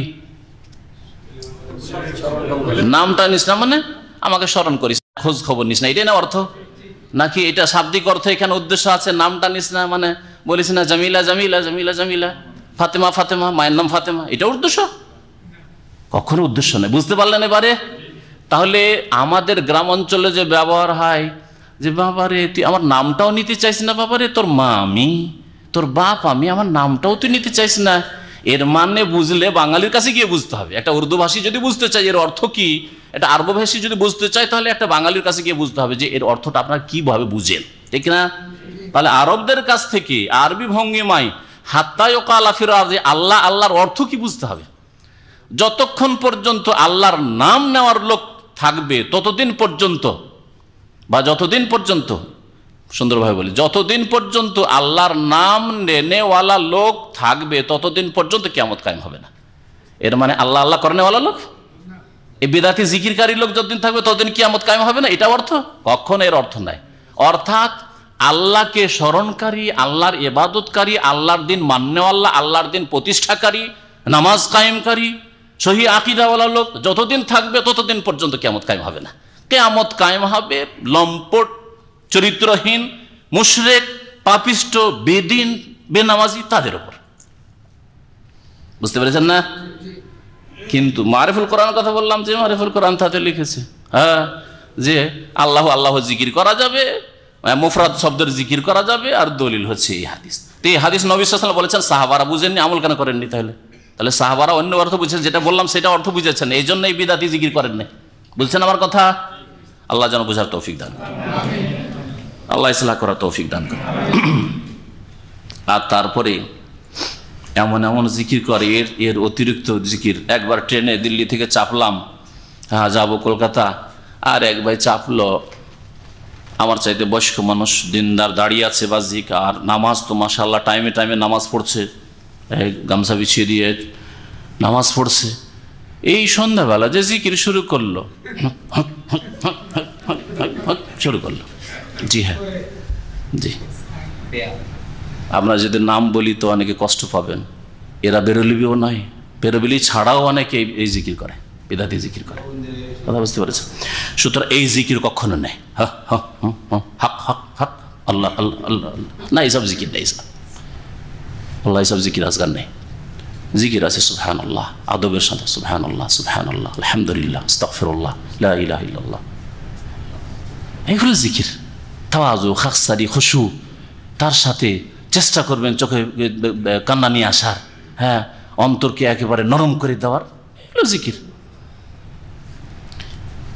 অহংকারকে চূর্ণ বিচূর্ণ করার, আপনার মধ্যে যেন অহংকার না থাকে, আপনি যেন সমস্ত লোকের মধ্যে সবচেয়ে দুর্বল, এগুলো হচ্ছে আখলাক জিকিরকারীর।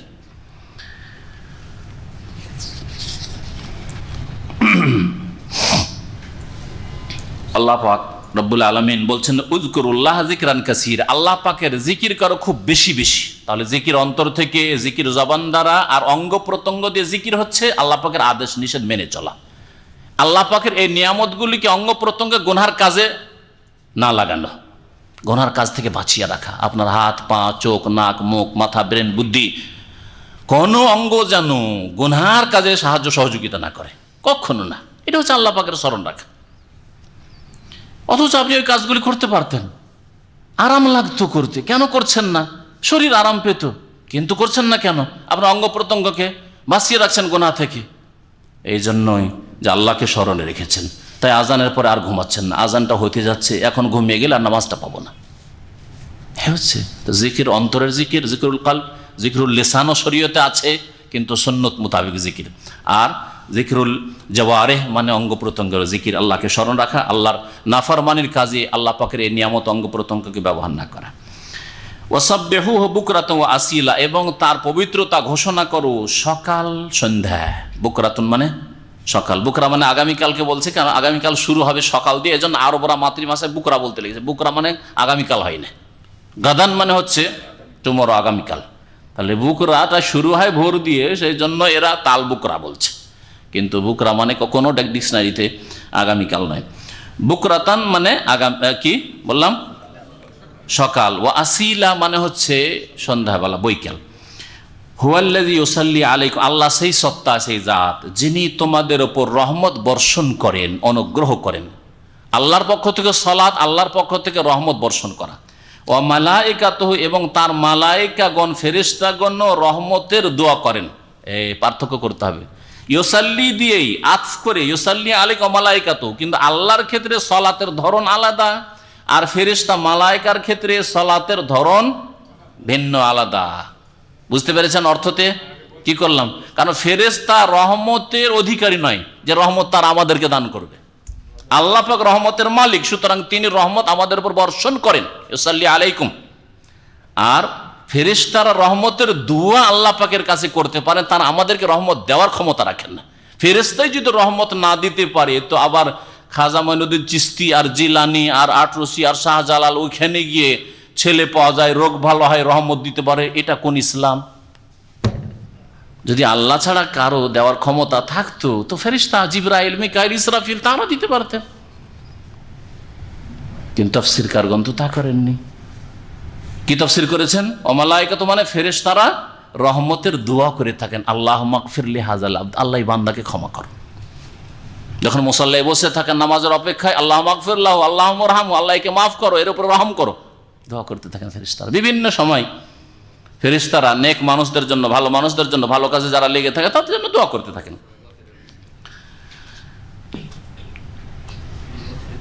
কেন আল্লাহ পাকের রহমত হয়, ফেরেশতাদের রহমতের দোয়া হয়? লিইউখরিজাকুম মিনাজ যুলুমাতি ইলান নূর, যাতে করে তোমাদেরকে অন্ধকার সমূহ থেকে আলোর দিকে নিয়ে যেতে পারেন বের করে। আল্লাহ পাকের রহমত হলে আর ফেরেশতাদের রহমতের দোয়া হলে কি পাবে?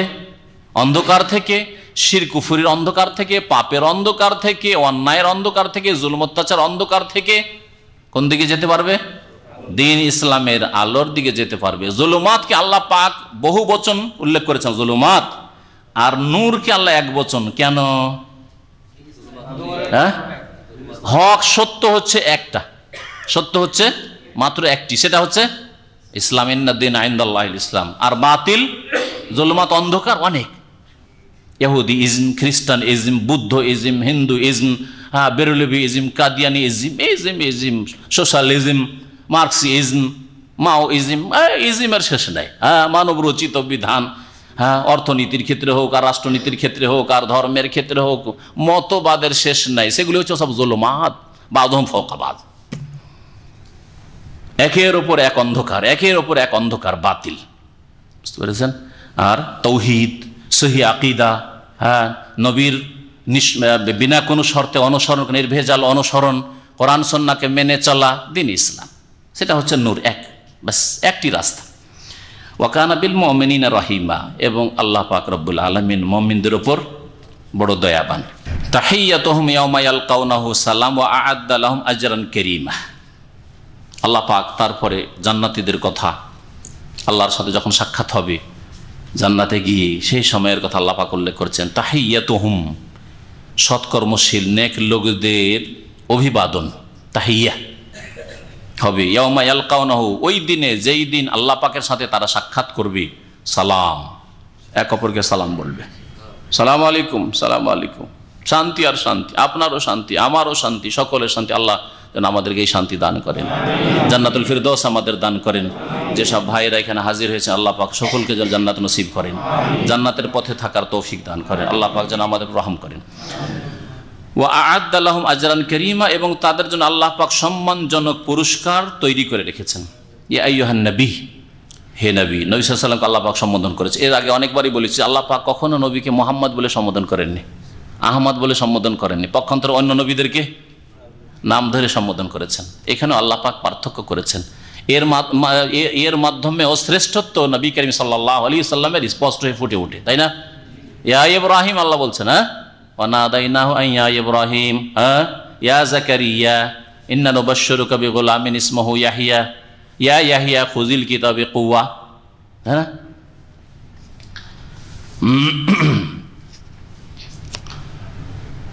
আল্লাহ পাক বলছেন, হে নবী, ইন্না আরসালনাকা শাহিদা, নিশ্চয়ই আমি তোমাকে প্রেরণ করেছি সাক্ষী করে, সাক্ষীদাতা করে। শাহেদ মানে সাক্ষীদাতা করে, তুমি সাক্ষ্য প্রদান করবে। কার উপর সাক্ষ্য প্রদান করবে?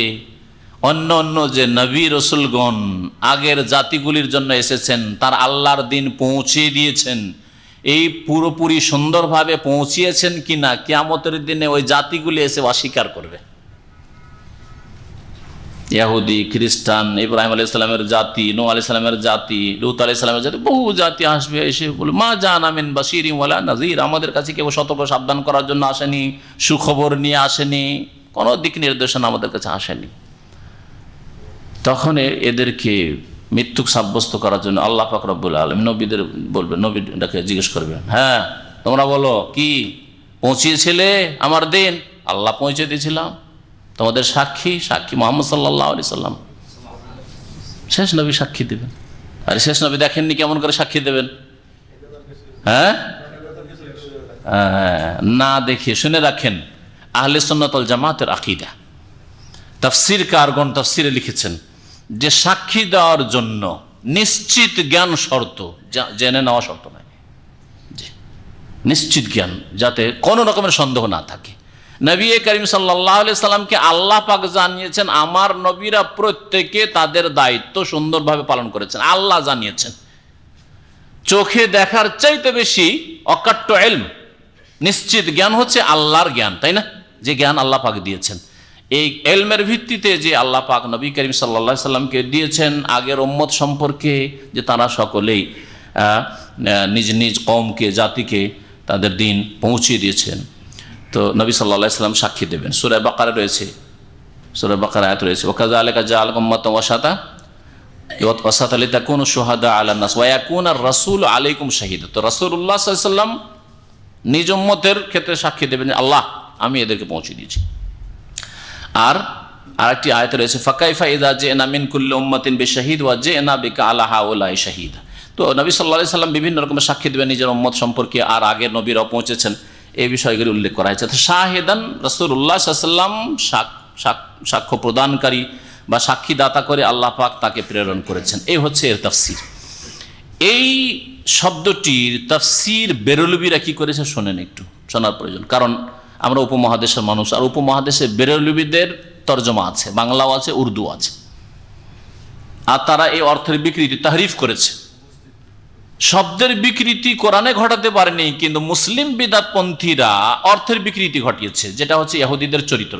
ইহুদিরা তাওরাত আর খ্রিস্টানরা তাওরাত ইনজিলের শব্দেরও হেরফের করেছে, রদবদল করেছে, আর অর্থেরও হেরফের রদবদল করেছে। আর মুসলিম সমাজের বাতিল ফিরকাগুলি অপব্যাখ্যা করেছে, অর্থের বিকৃতি ঘটানো মানে অপব্যাখ্যা করেছে। কি অপব্যাখ্যা? ইন্না আরসালনাকা শাহিদানের একটা অনুবাদ করেছে কোন অনুবাদক, আহমদ রেজা খান বেরেলভির শাগির্দ একজন, সে অনুবাদ করেছে, বলছে যে হে নবী তোমাকে শাহিদান মানে হাজির নাজির করে প্রেরণ করেছি। শাহেদ মানে হাজির, শাহেদ মানে কি? হাজির। শাহেদে আসাদর দুটো অর্থ হয়, একটা হচ্ছে শাহেদে আসাদ মানে সাক্ষী দেওয়া, সাক্ষী দেওয়া, শাহাদাত দেওয়া মানে সাক্ষী দেওয়া, আর একটি অর্থ হয় শাহেদ বলা হয় হাজিরকে। ফালিয়ুবাল্লিগু শাহিদুল গায়েব, নবী সাল্লাল্লাহু আলাইহি ওয়াসাল্লাম বিদায় হজে বলেছেন যেই ব্যক্তি হাজির আছে, উপস্থিত আছে, সে যেন গায়েবকে পৌঁছে দেয়। তাহলে শাহেদ মানে আরবি ভাষাতে একটা হাজির হয়, কিন্তু নবী করিম সাল্লাল্লাহু আলাইহি ওয়াসাল্লাম হাজির নাজির এটা কি ইসলামী আকীদা? নবী সাল্লাল্লাহু আলাইহি ওয়াসাল্লাম ইন্তেকাল করেছেন, তার কবর ছিল, তারপরে সারা দুনিয়ার যে কোনো জায়গায় হাজির। বেরেলভীদের একটা মত হচ্ছে যে তারা বলবেন নবী হাজির নাজির, নবী উম্মতের সব খোঁজ খবর রাখেন আর সব কিছু দেখেন, সব জায়গায় হাজির। আবার আর একটা মত পরস্পর বিরোধী মত, হ্যাঁ, বাতিলপন্থীদের অবস্থা এরকমই। তাদের আর একটা মত হচ্ছে যখন মিলাদ মাহফিল হয় তখন নবী হাজির হয়ে যান, ওই জন্য একটা খালি চেয়ার রাখে, আর মধ্যখানে বক্তব্য চলছে, ওয়াজ মাহফিল চলছে, চলতে চলতে হঠাৎ করে বলে দাঁড়িয়ে যান, দাঁড়িয়ে যান, দাঁড়িয়ে যান। দেখেছেন না? দেখেন এরকম? আরে বেরেলভী জলসায় গিয়েছেন না? জান নাই? আমরা গিয়েছি, মাদ্রাসা থেকে চলো বেরেলভীদের জলসা ওয়াজ মাহফিল হচ্ছে, যাই, আর গিয়ে দেখি একটু দূরেই থাকি যাতে করে আবার ভিড়ে না দাঁড়াইতে হয়, টান দিতে পারি। তো এই বেরেলভী কবর পূজারী বক্তা বক্তব্য করতে করতে নবী সাল্লাল্লাহু আলাইহি ওয়াসাল্লাম তশরিফ নিয়ে এসেছেন, এখন তশরিফ নিয়ে এসেছেন, আপনারা দাঁড়িয়ে যান, সবাই দাঁড়িয়ে গেল, ইয়া নবী সালাম, সেটাই হয়ে গেল নবী। তারাই বলছে যে নবী সব জায়গায় হাজির, সব খবর রাখেন, আবার বলছে মিলাদ মাহফিলে হাজির হন, তার মানে একটু আগে ছিলেন না, এখন চলে এসেছেন দাঁড়ান, তার মানে একটু আগে ছিলেন না। বাতিলপন্থীদের কথায় এইরকমই তানাকুজ, পরস্পর বিরোধিতা বা বৈপরীত্য থাকে। পক্ষান্তরে আল্লাহর বিধানে, কোরআনে কারীমে, রাসূলের হাদিসে কোনো দ্বন্দ্ব নেই। ওয়ালাউ কানা মিন ইনদি গায়রিল্লাহি লাওয়াজাদু ফীহি ইখতিলাফান কাসীরা। আল্লাহ কোরআনে কারীমের একটি আয়াতে ইরশাদ করেছেন যে আল্লাহ পাকের বিধান, আল্লাহ প্রদত্ত বিধান কোরআন এবং হাদিস, বিশেষ করে কোরআনের কথা আল্লাহ পাক এখানে বলেছেন, হাদিসে বাহ্যিক বিরোধী থাকলে তার সমন্বয় মুহাদ্দিসিনে কেরামরা করে দিয়েছেন। হ্যাঁ, পরস্পর বিরোধী মনে হচ্ছে বাহ্যিক, সমন্বয় করেছেন, হয় একটা মানসুখ রহিত, হ্যাঁ রহিত, আর একটা হচ্ছে রহিতকারী, আর না হলে একটা জয়ীফ আর একটা সহিহ, সুতরাং পরস্পর বিরোধিতা নেই, দুটোর উপরে অ্যাডজাস্ট করে দুটোর উপরে আমল করা যাবে। সুতরাং কোনো সময় এটা করেছেন, কোনো সময় এটা করেছেন, কোনো সময় আল্লাহ বাইদ বাইনি পড়েছেন সানাতে, কোনো সময় সুবহানাকা পড়েছেন, পরস্পর বিরোধিতা নেই, কোনো সময় ইন্নী ওয়াজহাতু ওয়াজিয়া পড়েছেন, পরস্পর বিরোধিতা নেই। ওয়ালাউ কানা মিন ইনদি গায়রিল্লাহ, আল্লাহ ছাড়া অন্যের তরফ থেকে যদি এই আল্লাহর বিধান হইতো, লাওয়াজাদু ফিহি, তাহলে অবশ্যই তারা এতে পেত ইখতিলাফান, শুধু ইখতিলাফান বলেননি, কাসীরা, বহু মতবিরোধ পেত, বহু দ্বন্দ্ব পেত, সংঘর্ষিত। একটা জায়গায় এক কথা বলা হয়েছে কোরআনে, আর এক জায়গায় আর এক কথা আছে কোথাও। ইসলামের শত্রুরা যারা প্রাচ্যবিদ বলা হচ্ছে, মুস্তাশরিক, হ্যাঁ, প্রাচ্যবিদরা কোরআনের ভুল বের করার জন্য বড় বড় ইউনিভার্সিটি খুলে আর ফ্যাকাল্টি খুলে অনেক চেষ্টা করেছে শুধু ইসলামের শত্রুতার জন্য, যে একটা কোনো জায়গায় ভুল বের করা হোক। এখন পর্যন্ত কামিয়াব হয়নি, আর কিয়ামত পর্যন্ত ইনশাআল্লাহ তাআলা কামিয়াব হবে না। পক্ষান্তরে দেখেন বেরেলভি আকীদা এক জায়গায় বলছে যে এখন হাজির হয়েছেন নবী, আপনার তশরিফ নিয়েছেন, আপনারা দাঁড়িয়ে যান। আর এক জায়গায় তারা বলছে নবী সাল্লাল্লাহু আলাইহি ওয়াসাল্লাম তো হাজির নাজির, সবসময় সবার খবর রাখেন, কোথায় কি করছেন না করেন সব খবর রাখেন, তিনি আল্লাহ। আর এক জায়গায় তাদের কবিতা, তিনি তো আল্লাহ, ওহি जो मुस्तवी अर्श थे खुदा बनकर उतर पड़ा मदीने में मुस्तफा बनकर, যিনি আরশের উপর ছিলেন তিনি তো মদিনায়, হ্যাঁ, মুস্তফা হয়ে এসেছেন, মুস্তফা সাল্লাল্লাহু আলাইহি ওয়াসাল্লাম। জি, কুফর, শিরক। আর আরেক অনুবাদক বেরেলভি তর্জমা করছে ইন্না আরসালনাকা শাহিদান, শাহিদান মানে সাক্ষী দাতা, আর সাক্ষী দাতার জন্য দেখা লাগে, সুতরাং যখন তিনি সাক্ষী দিবেন সবকিছুই দেখেন, বুঝা গেছে? সুতরাং তিনি হাজির নাজির, হাজির মানে উপস্থিত, আর নাজির মানে দেখেন, তিনি সবকিছু দেখেন। সুবহানাল্লাহ। নবী করিম সাল্লাল্লাহু আলাইহি ওয়াসাল্লাম সব জায়গায় দেখছেন, সব জায়গায় হাজির। এটা হচ্ছে আল্লাহর সাথে আল্লাহর গুণে শরীক করা। আল্লাহ পাকের নাম একমাত্র শহীদ, হ্যাঁ, তিনি সবকিছুই দেখেন, প্রত্যক্ষ করেন। আল্লাহ পাক কোরআনে কারীমের একাধিক আয়াত রয়েছে, একটা আয়াতের অংশ বলছি। আল্লাহ বলছেন ওমা কুনতা লাদাইহিম ইয ইউলকুনা আকলামহুম, হে নবী তুমি ওখানে ছিলে না, ওই জায়গায় খবর রাখান, ওই জায়গায় ছিলে না। ইয ইউলকুনা আকলামহুম, যখন তারা কি করছিল, লটারি করছিল, আইয়ুহুম ইয়াকফুলু মারিয়াম, মারিয়ামের জন্ম হয়েছে, এর দেখাশোনা কে করবে? সবাই দেখাশোনা করতে চাইলো, তখন তারা লটারি করলো, কোরআ করলো, তখন তুমি সেখানে ছিলে না। তার মানে মারিয়াম আলাইহিস সালাম, যে ঈসা আলাইহিস সালামের মা, সেই আমলে তুমি ছিলে না, ওমা কুনতা, সেখানে ছিলে না। তো নবী গায়েব যে থাকে না, সে গায়েব কিনা? তো তিনি আবার হাজির নাজির কি করে হন? আগের উম্মতের সাক্ষী দেবেন, অথচ আল্লাহ বলছেন তুমি ওই জামানায় ছিলে না। নবী করিম সাল্লাল্লাহু আলাইহি সাল্লামকে যদি কেউ হাজির নাজির বলে, তাহলে সে শিরক করলো, বড় শিরক। এটা আল্লাহ পাকের গুণ হাজির। দেখেন আবার আল্লাহ পাকের গুণটা বুঝে নেন। আল্লাহ পাক নাজির মানে সবকিছু দেখছেন, এটা গুণ ঠিক আছে, বিনা কোনো ব্যাখ্যাই বলবেন আপনি যে আল্লাহ নাজির মানে নাজিরুন কাইফা তামালুন, আল্লাহ পাক দেখছেন তোমরা কেমন আমল করছো। নবী সাল্লাল্লাহু আলাইহি ওয়াসাল্লাম হাদিসে রয়েছে ওয়া ইন্নাল্লাহ মুস্তাখলিফাকুম ফিহা, পৃথিবীতে আল্লাহ তোমাদেরকে খলিফা বানিয়েছেন। ফানাজিরুন কাইফা তামালুন, আর আল্লাহ পাক দেখছেন যে তোমরা কি করছো দুনিয়ায়। নাজির, তাই নাজির আল্লাহ পাক দেখছেন। হাজির মানে উপস্থিত। আল্লাহ পাক সত্তার দিক থেকে, জাতের দিক থেকে সর্বস্থানে হাজির নন, মনে রাখবেন। এই ক্ষেত্রে ব্যাখ্যা করতে হবে। আল্লাহ পাক তার ইলমের দিক থেকে, কুদরতের দিক থেকে, পরিবেষ্টনের দিক থেকে সব জায়গায় হাজির, তার ক্ষমতা সব জায়গায় হাজির, তার ইলম, হ্যাঁ, সব জায়গায় কি আল্লাহ পাক ঘিরে রেখেছেন, কোনো জায়গা থেকে পালিয়ে আল্লাহর ক্ষমতার বাইরে যেতে পারবে না, ঠিক না? আর আল্লাহ পাক রব্বুল আলামিন নেক লোকদের সাথে সাহায্যের দিক থেকে, তৌফিকের দিক থেকে, দয়ার দিক থেকে তাদের সাথে হাজির। বলতে পারেন আপনি ইন্নাল্লাহ মান, আল্লাহ আমাদের সাথে আছেন বলেছেন না, বলেন না নবী সাল্লাল্লাহু আলাইহি ওয়াসাল্লাম আমাদের সাথে আছেন মানে সাহায্যের দিক থেকে, তৌফিকের দিক থেকে, হেফাজতের দিক থেকে, যে আল্লাহ পাক নেক বান্দার হেফাজত করেন। এই অর্থে আল্লাহ পাক রব্বুল আলামিন নেক বান্দাদের সাথে আছেন। ইন্নাল্লাহ মা সাবিরিন, আল্লাহ ধৈর্যশীলদের সাথে আছেন। হ্যাঁ, ধৈর্যশীলদের হেফাজতের দিক থেকে, রক্ষণাবেক্ষণের দিক থেকে, তাদের উপরে রহমত করার দিক থেকে ইত্যাদি। আল্লাহ পাক তারপরে বলছেন ওয়া মুবাশশিরা, হে নবী তোমাকে সুসংবাদদাতা করে পাঠিয়েছি, ওয়া নাযীরা, এবং সতর্ককারী করে পাঠিয়েছি, ওয়া দাঈআন ইলাল্লাহি বিইজনিহি ওয়া সিরাজাম মুনিরা, এবং আল্লাহ পাকের অনুমতি ক্রমে আল্লাহর দিকে দায়ী করে, আহ্বানকারী করে পাঠিয়েছি। তো নবী করিম সাল্লাল্লাহু আলাইহি ওয়াসাল্লামের প্রথম গুণ হচ্ছে তিনি দায়ী।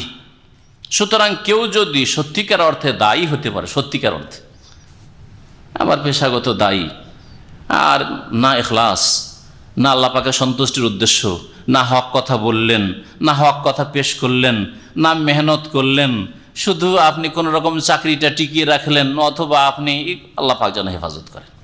অনেকে এরকম আছেন, আল্লাহ পাক যেন আমাদেরকে সেই দলে সামিল না করেন, ইখলাসের তৌফিক দান করেন, আন্তরিকতা যেন দান করেন, আল্লাহ সন্তুষ্টির জন্য কাজ করার জন্য তৌফিক দান করেন। এইরকম অনেকে খ্যাতির জন্য, অনেকে দুনিয়ার বহু গরজে, অনেক বক্তারাই দুনিয়ার খ্যাতির জন্য অথবা ভালো ফিস পায়, অ্যামাউন্ট পায়, সেই জন্য জলসায় যায়, ওয়াজে যায়, না হলে একদিনও যাবেন। কোনো গরিব পার্টি যদি ডাকে যে ভাই আমরা তো হেদায়েত হয়েছি, গুমরা ছিলাম, একটু আসেন, তবে খরচ দিতে পারবো না, বেশি দিতে পারবো না, খুব বেশি আপনার রাস্তা খরচটা দিতে পারবো, কখনো যাবে না। পেশাদার বক্তারা, কোথায় ইখলাস তাহলে? আল্লাহ পাক রব্বুল আলামিন ইরশাদ করেছেন ওয়াসিরাজাম মুনিরা, এবং তিনি হচ্ছেন প্রদীপ উজ্জ্বলকারী, মুনির। হ্যাঁ, নূর হচ্ছে আলো, আর মনির মানে যে আলো দাতা। ওয়াবাশশিরিল মুমিনিন, হে নবী তুমি সুসংবাদ দিয়ে দাও মুমিনদেরকে। সুসংবাদ দেওয়া একে আরবিতে বাবে তাফইল থেকে বলা হয়। বাশশারা ইউবাশশিরু, তাবশীর মানে হচ্ছে সুসংবাদ দেওয়া, আর সুসংবাদ গ্রহণ করা, সুসংবাদ নেও, এর জন্য কি ব্যবহার হয় দেখি আপনাদের আরবি বিদ্যার দৌড়। বাবে ইফআল থেকে আবশারা ইউবশিরু ইবশারান মানে হচ্ছে সুসংবাদ নেওয়া, সুসংবাদ গ্রহণ করা। কেউ আপনাকে সুসংবাদ দিচ্ছে আর আপনাকে বলছে যে সুসংবাদ নেন, আপনার জন্য সুসংবাদ। আবশির, কোন আরবিকে যদি গিয়ে বলেন যে আপনার কাছে একটা সেবা চাই, আবগা খিদমা বলেন না, একটা খিদমা চাই, কি বলে যদি ভদ্র হয় খুব, বলে আবশের। আবশের মানে সুসংবাদ নাও। জি, আবশের বাবে এফাল থেকে, ও আবশেরু বিল জান্নাতিল্লাতি। হ্যাঁ কারি সাহেব, এই জন্য বলছি ও আবশেরু বাবে এফাল থেকে, সুসংবাদ নেও। ও আবশের, সুসংবাদ নাও। আর যদি বাশারায় আবশরু পড়েন না, বাশারে আবশরু মানে সুসংবাদ হয় না। আবার বাশারে আবশরু, নাসারে আনসরু অথবা অন্য কোনো মজারাত থেকে যদি পড়েন বাবে এফাল ছাড়া, বাশার মানে মানুষ, যা দেখা যায়, সিন। আর জিন দেখা যায় না, ওই জন্য আনসিন জিন বলা যান না, এই জন্য মানে ঢেকে নেওয়া। আর বাশার যা দেখা যায়, এই জন্য চামড়াকে বাশার বলা। বাশারাতন মানে চামড়া, চামড়া যেহেতু দেখা যায়। ওয়াবাশশিরিল মুমিনিন, মুমিনদেরকে সুসংবাদ দিয়ে দাও। আর আপনাকে যদি বলি আপনি সুসংবাদ নেন, কি বলবো? বা আপনাদেরকে আবশিরু, সুসংবাদ নেন, আজকে খাবার আছে, এটা হলো আবশিরু, হি আশা। ওয়াবাশশিরিল মুমিনিনা, মুমিনদেরকে সুসংবাদ দিয়ে দাও, বিআন্না লাহুম মিনাল্লাহি ফাযলান কাবীরা। কিসের সুসংবাদ? যে তাদের জন্য আল্লাহর পক্ষ থেকে মহা অনুগ্রহ রয়েছে। সুবহানাল্লাহ, শুধু ফজল নেই আল্লাহ পাকের, আল্লাহ পাকের বড় ফজল রয়েছে, বড় অনুগ্রহ রয়েছে, দুনিয়াতেও আখেরাতে। শান্তি, ডাল ভাত খেয়ে শান্তি, শান্তি, এতে শান্তি। সবজি ভাত খেয়ে শান্তি। দামি দামি মাছ খাচ্ছে কেউ, শান্তি পায় না। দামি দামি কাপড় পরছে, শান্তি পায় না। পুরনো কাপড়, তাতেই শান্তি। আমার কাপড় মাঝে মাঝে মনে করি যে আল্লাহ ছিড়ুক, যে একটা নতুন নেবো, ছিড়ুক। ছিঁড়তে চাই না, 7 বছর হয়ে যাচ্ছে, বুঝতে পারবে না যে এর বয়স 5 বছর 7 বছর। ওয়ালা তুতিল কাফিরিনা ওয়াল মুনাফিকিন, কাফের আর মুনাফিকদের কথা মানিও না, নবীকে আল্লাহ বলছেন। ওয়ালা তুতিল কাফির, কাফেরদের আনুগত্য করিও না, মুনাফিকদের আনুগত্য করিও না। ওয়া দা আযাহুম, এবং তাদের কষ্টকে তুমি ছেড়ে দাও। শাব্দিক অর্থ একবার করলাম যাতে শব্দটা বুঝে নেন। দা, ওয়াদা মাদা ওয়াও দাল আইন, এর মানে হচ্ছে ছেড়ে দেওয়া। আর দা ইয়াদু দাল আইন ওয়াও, শেষখানে ওয়াও মানে ডাকা।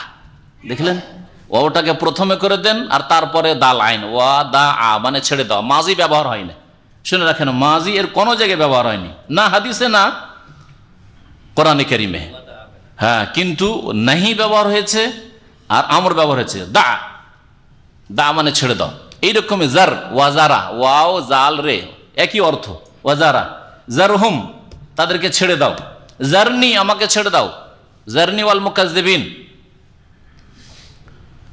ওয়াজারা ইয়াজেরো আর ওয়াদা ইয়াদাও, ওয়াজার আর ওয়াদা দুটোর মানে হচ্ছে ছেড়ে দাও। আল্লাহ বলছেন তাদের কষ্টকে ছেড়ে দাও, মানে তাদের কষ্টকে উপেক্ষা করো। তারা যে কষ্ট দিচ্ছে তোমাকে, সেটা তুমি মনে নিয়ে আসিও না, মনে রেখো না।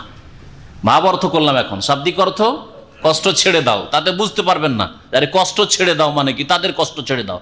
কাফের জালেম মুনাফিকরা কষ্ট দিচ্ছে, পাপীরা ভালো মানুষকে কষ্ট দিচ্ছে, তাদের কষ্ট ছেড়ে দাও মানে কি বোঝা যাচ্ছে না? তাদের কষ্ট মনে রাখিও না, মন থেকে বের করে দাও। দিয়েছে দিয়েছে, আল্লাহ পাকের কাছে ফয়সালা হবে, মাফ করে দিলাম। বড় অন্তর আরো যদি রাখতে পারেন মাফ করে দিলাম, আল্লাহ হিদায়াত করুন।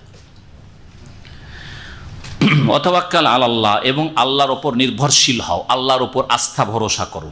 ওয়াকাফা বিল্লাহি ওয়াকিলা, কর্ম সম্পাদনে আল্লাহ পাকই যথেষ্ট।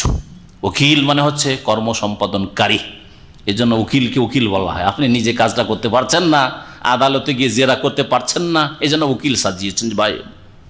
হ্যাঁ, যা উকিল সাহেব, অ্যাডভোকেট সাহেব, ব্যারিস্টার সাহেব, কত টাকা লাগবে, আপনি আমার কেসটা লড়েন, উকিল। তো আল্লাহ পাক রব্বুল আলামিন কর্ম সম্পাদনে, কার্য সম্পাদনে যথেষ্ট। সমস্ত কাজ একাই আল্লাহ পাক সম্পাদন করেন, তার জন্য গোস কুতুব আবদাল লাগে না। দুনিয়াকে ধৈর্য আছে, না হলে ভেঙে পড়বে। আল্লাহ পাকের গজব অমুক জায়গায় আসতে যাচ্ছে গান বাজনার কারণে, আর এই গস না আবদা কি কুতুব ছুটেছে, ধৈর্য রাখবে, আসমানকে ধৈর্য রাখবে, না হলে আল্লাহ ভেঙে ফেলে দিবে, আল্লাহকে ভাঙতে দিবে না। আছে না নেই? কোন কিতাবে আছে? মওয়াইজা কারিমিয়া না ওই হ্যাঁ ভেদে মারিফত আছে, মওয়াইজা কারিমিয়া তো আছে। একটা ঘটনা আবার তাদের সুফিদের সব প্রায় কিতাবই থাকে, কারণ এগুলি তাদের তো ধর্মকর্ম। সুবহানাল্লাহ, আল্লাহ পাক আলা কুল্লি শাইইন কাদির। হ্যাঁ, আল্লাহ পাক কর্ম সম্পাদনে যথেষ্ট। হ্যাঁ, বলছে আল্লাহ পাক কাজ করতে ভাঙতে চাইছেন, আল্লাহ পাকের গজব নামতে চাইছে, আর ইয়ে ধরে রাখবে। ইয়া আইয়ুহাল্লাযীনা আমানু, হে মুমিনরা, ইযা নাকাহতুমুল মুমিনাতে, যখন তোমরা মুমিন নারীদেরকে বিবাহ করবে, সুম্মা তাল্লাকতুমুহুন্না, অতঃপর তাদেরকে তালাক দেবে, মিন কাবলি আন তামাসসুহুন্না, তাদেরকে স্পর্শ করার পূর্বে। তাদের স্পর্শ করার পূর্বে মানে তাদের সাথে মেলামেশা সহবাসের পূর্বেই। সহবাস হইল না, কবুল হয়েছিল, বিবাহ বন্ধন হয়েছে, তারপরে তালাক হয়ে গেল, তালাক দিয়ে দিলে। ফামা লাকুম আলাইহিন্না মিন ইদ্দাতিন, তাহলে তোমাদের জন্য তাদের ক্ষেত্রে কোনো ইদ্যত নেই। মানে ওই মহিলাদেরকে আর ইদ্যত কাটাতে হবে না, যে 3 মাসিক ওয়ালি মহিলা হলে, ঋতুবতী মহিলা, ঋতু আসছে, এই পিরিয়ড, এই বয়সে আছে, তাহলে। আর যদি নাবালিকা হয় অথবা 45-50 বছর বয়সে, অধিকাংশ মহিলাদের মাসিক ঋতু বন্ধ হয়ে যায়, মাসিক ঋতু বন্ধ হয়ে গেছে, তখন ইদ্যত হচ্ছে কত? হ্যাঁ, কত? 3 মাস। 3 মাস সবগুলি কোরআনে কারিমের বিভিন্ন আয়াতে উল্লেখ হয়েছে। আর যদি তালাক দেওয়ার সময় পেটে বাচ্চা থাকে, গর্ভ থাকে, তাহলে বাচ্চা ভূমিষ্ঠ হওয়া পর্যন্ত, সেটা বলবৎ থাকবে। তখন আর 3 মাস, মাসিক তো হয়ই না, কিন্তু 3 মাস আর চলবে না তখন। জি, ফামা লাকুম আলাইহিন্না, তালাকের ক্ষেত্রে কোনো ইদ্যত নাই। কখন কোনো ইদ্যত নেই? একটা মেয়েকে বিবাহ করেছে কোনো যুবক, কোনো মানুষ, আর বিবাহ করার পরে তার সাথে দেখা সাক্ষাৎ হয়নি, নির্জনতা হয়নি, তালাক দিয়ে দিল, তাহলে ওই মহিলাকে বলা হবে না যে 3 মাস থামতে হবে বা 3 হাইজ থামতে হবে, তারপর অন্য জায়গায় বিবাহ। তারপরের দিন কোথাও বিবাহ, ছেলে পেয়ে গেছে, বিবাহ পড়াতে পারবে, কোনো বাধা নেই। আল্লাহ বলছে ফামা লাকুম আলাইহিন্না মিন ইদ্দাতিন তাতাদুনাহা, এমন কোনো ইদ্যত নেই তোমাদের জন্য এদের ক্ষেত্রে যা তোমরা গণনা করবে। এটা কোন ক্ষেত্রে? তালাকের ক্ষেত্রে। ইদ্যত কিন্তু 2 ক্ষেত্রে হয়ে থাকে, একটা হচ্ছে তালাকের ক্ষেত্রে, একটা হচ্ছে স্বামীর ইন্তেকাল হওয়ার ক্ষেত্রে। এখানে যদি ইন্তেকাল হয়ে যায়, মাসলা আলাদা, তখন হয়ে যাবে। একজন মানুষ বিবাহ করেছিল, দেখা সাক্ষাৎ হয়নি স্বামী স্ত্রীতে, মেলামেশা হয়নি, মারা গেল স্বামী, তখন হ্যাঁ, তখন কিন্তু ইদ্যত ঠিক থাকবে। এই জন্য আল্লাহ বলেছেন এজা তাল্লাক, কি সুম্মা তাল্লাক, তোমার তালাক দিলে, তালাকের ক্ষেত্রে এটা। আর ওয়াল্লাযিনা ইউতাওয়াফাউনা মিনকুম, তোমাদের মধ্যে যারা ইন্তেকাল করে গেছে, ওয়াযারুনা আজওয়াজান, আর তারা নিজের স্ত্রীদের ছেড়ে গেছে, হ্যাঁ, ইয়াতারাব্বাসনা বিআনফুসিহিন্না আরবাআতা আশহুরিন ওয়া আশরা, তারা অপেক্ষা করবে 4 মাস 10 দিন। এখানে আল্লাহ পাক ইন্তেকালের ক্ষেত্রে বলেছেন, সে যেমনই হোক, মেলামেশা হোক, সহবাস হোক আর নাই হোক, আল্লাহ পাক বলছেন যে কোনো ইদ্যত নাই। ফামাত্তিউহুন্না, সুতরাং তাদেরকে কিছু সামগ্রী দিয়ে দাও, তালাক প্রাপ্তাকে কিছু সামগ্রী দিয়ে দাও। সামগ্রীটা কেমন হবে? যদি নির্ধারণ করেন বিবাহের সময় মোহর, আর এটাই আজকাল হয়ে থাকে, এই জন্য কথাটা বুঝতে একটু অসুবিধা হবে। আগের যুগে বিবাহ শাদী মাঝে মধ্যে এরকমও হইতো যে বিবাহ শাদী হয়ে গেছে কিন্তু মোহরানা কত টাকার কোনো নির্ধারণ হয়নি, ফিক্সড হয়নি, একটা হয়ে যাবে, অসুবিধা কি, আমি আপনি বন্ধু মানুষ, আপনার ছেলে আমার মেয়ে, অসুবিধা কি, একটা হয়ে যাবে কিছু। এইভাবে বিয়ে পড়িয়ে দিলেন, মোহরানা 1 লাখ না 50,000 2 লাখ কিছুই নির্ধারণ করলেন না, যেটা সচরাচর দেশে চলে ওইটাই করবো, অসুবিধা নেই, বিয়েটা পড়িয়ে দেন, তো করে দিয়েছেন এরকম। আর হঠাৎ করে দেখা সাক্ষাৎ মেলামেশার আগে তালাক হয়ে গেল, জি, সেই ক্ষেত্রে মোহর যেহেতু নির্ধারণ করা হয়নি, তখন শুধু সামগ্রী দেবে, মানে কিছু উপঢৌকন, কাপড় চোপড়, আরো কিছু অলংকার গয়না যা দিতে চান, এই ক্ষেত্রে দরজা খোলা, বেশিও দিতে পারেন কমও দিতে পারেন, বুঝতে পেরেছেন? হ্যাঁ, একটা অবস্থা। কোন ক্ষেত্রে এটা বললাম দেখি, আপনারা শুনছেন না ক্লান্ত হয়ে গেছেন? তালাক দিলেন, মেলামেশা হয়নি এমন স্ত্রীকে, হ্যাঁ, তারপরে মোহরও নির্ধারণ হয়নি, একটা হয়ে যাবে, এভাবে রেখে দিয়েছেন, তাহলে ফামাত্তে হন্যার শাব্দিক অর্থের উপর আমল করবেন, তাকে কিছু সামগ্রী দিয়ে দাও, মাতা দিয়ে দাও, কিছু ভোগের বস্তু দিয়ে দাও যেটা উপভোগ করবে, তাতে আপনি চাল ডালও দিতে পারেন, আর কিছু দিতে পারেন, খাদ্যদ্রব্য দিতে পারেন, আল্লাহ খোলা রেখেছেন এটা। আর যদি মোহর নির্ধারণ করা হয় তাহলে এই মাসলা কে বলবে? হাফেজদের কাছে চাইব প্রথম, কারণ কোরআনে কারিমে আছে।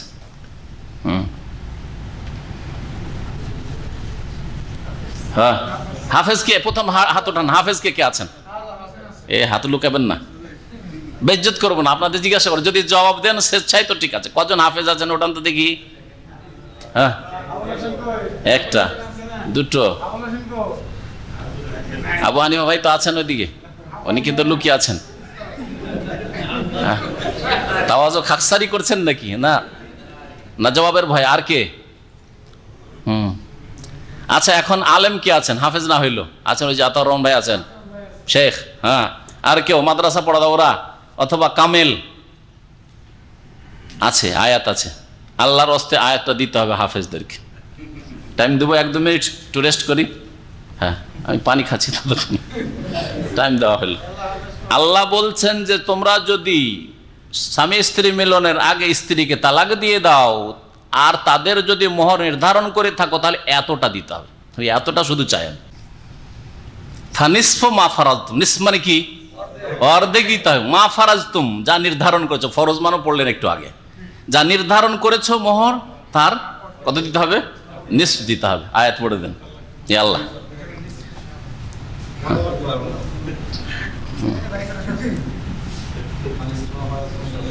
কোন সূরায় আছে? হ্যাঁ হ্যাঁ, এটাও একটা হাফেজ আছে মনে হয়, কোন সূরায়? ওয়াকাদ ফারাজতুম লাহুন্না ফারিদা ফানিসফু মা ফারাজ। আর একটু এগিয়ে দিলাম, দেখেন আমি কিন্তু উজানে যাচ্ছি, হাফেজ আর উজানে যেতে পারেন না। হ্যাঁ, মাশাআল্লাহ, এটা ভালো বলতে পেরেছে। ওয়াকাদ ফারাজতুম লাহুন্না ফারিজা, ওই নারীদের তোমরা মোহরানা নির্ধারণ করেছো, ফরজ করেছো মানে নির্ধারণ করেছো, আর তার আগে আছে তাদেরকে তালাক দিয়েছো স্পর্শ করার পূর্বে, এই কথাটা আছে। আল্লাহ, যাক মাসলা হয়ে গেছে, তাই না? জি হ্যাঁ, এখানে আল্লাহ পাক রব্বুল আলামিন ফামাত্তাহুন্না বলেছেন, মাতাটা 2 রকম হবে। যদি মোহরানা নির্ধারণ না করে থাকেন তো কিছু সামগ্রী দিয়ে দিবেন, যা দেন আপনি, উপঢৌকন, হাদিয়া, তোহফা দিয়ে দেন। আর যদি নির্ধারণ করে থাকেন তাহলে কত দেবেন? হ্যাঁ, অর্ধেক দেবেন। হ্যাঁ, কত, কোন আয়াত, কত নম্বর আয়াত বলেন? বাকারার 237 নম্বর আয়াত। ওয়াইন তাল্লাকতুমুহুন্না মিন ক্বাবলি আন তামাসসুহুন্না ওয়াকাদ ফারাজতুম লাহুন্না ফারিদা ফানিসফু মা ফারাজতুম।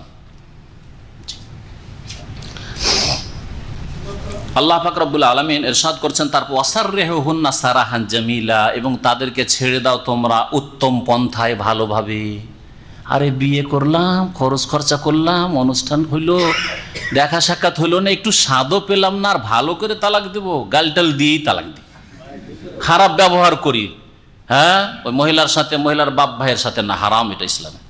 আল্লাহ বলছেন সারাহান জামিলা, নবী করিম সাল্লাল্লাহু আলাইহি ওয়াসাল্লামকে আল্লাহ বলছেন সারাহান জামিলা, তাই না? ফাতাআলাইনা উমাত্তিউকুন্না ওয়াসাররিহুকুন্না সারাহান জামিলা, এই সূরাতে গেছে গত সপ্তাহে। ইয়া আইয়ুহান নবী, হে নবী, ইন্না আহলালনা লাকা আজওয়াজাক, এই আয়াতে আল্লাহ পাক রব্বুল আলামিন নবী করিম সাল্লাল্লাহু আলাইহি সাল্লামের উপর সন্তুষ্ট হয়ে নবী যতটা বিবাহ করতে চান জায়েজ করে দিয়েছিলেন। এই আয়াতটা তারপরের আয়াতে নবী করিম সাল্লাল্লাহু আলাইহি সাল্লামের বিবিগণের উপর সন্তুষ্ট হয়ে 9 জন একসাথে ছিলেন, তাদের উপর রাজি হয়ে আল্লাহ পাক নবীকে আবার হুকুম করছেন না, আগের হুকুম ক্যান্সেল, আর এর বেশি তুমি বিবাহ করতে পারবে না। এ ভূমিকাটা শুনলে তারপরে বুঝতে পারবেন আয়াতগুলি বেশি সুন্দর করে। শোনেন এখন আল্লাহ পাক বলছেন, ইয়া আইয়ুহান নবী, হে নবী, ইন্না আহলালনা লাকা আজওয়াজাক, নিশ্চয় আমি তোমার জন্য হালাল করেছি তোমার বিবিদেরকে, আল্লাতী আতাইতা উজুরাহুন্না, যাদের মহরানা বা মাহার তুমি দিয়ে ফেলেছো। তাহলে বোঝা গেল যে মহরানা নগদ দেওয়াটাই সুন্নত, এবং নবী করিম সাহাবারা সব সময় নগদ দিতেন, এই ধার বাকিতে থাকতো না। সুতরাং যেসব ভাইরা আমাদের দ্বীনি ভাই সহি আকীদা গ্রহণ করেছেন, সহি আমল গ্রহণ করেছেন, বিবাহ শাদীর ক্ষেত্রে বাকি মোহরের ফাঁকিবাজি করবেন না, বাকি মোহরের ফাঁকিবাজি করবেন না। 5 লাখ টাকা বেঁধে দিলেন, আর আসলে দিবেন না, আপনি মাফ নিয়ে দেবেন বাসর রাতে, না হয় মরার আগেখানে যখন মৃত্যুসজ্জায়, তুমি মাফ না করলে কেমনে চলবে, কোথা থেকে দিব এত টাকা, না কখন না। যা দিতে পারবেন তার উপর চুক্তি করেন আর নগদ দিয়ে দেন। নবী সাল্লাল্লাহু আলাইহি ওয়াসাল্লামের জামানায় একটি হাদিস দেখাইতে পারবেন না যে অমুক সাহাবীর ধার মোহরে বিবাহ হয়েছে, বাকিতে বিবাহ হয়েছে।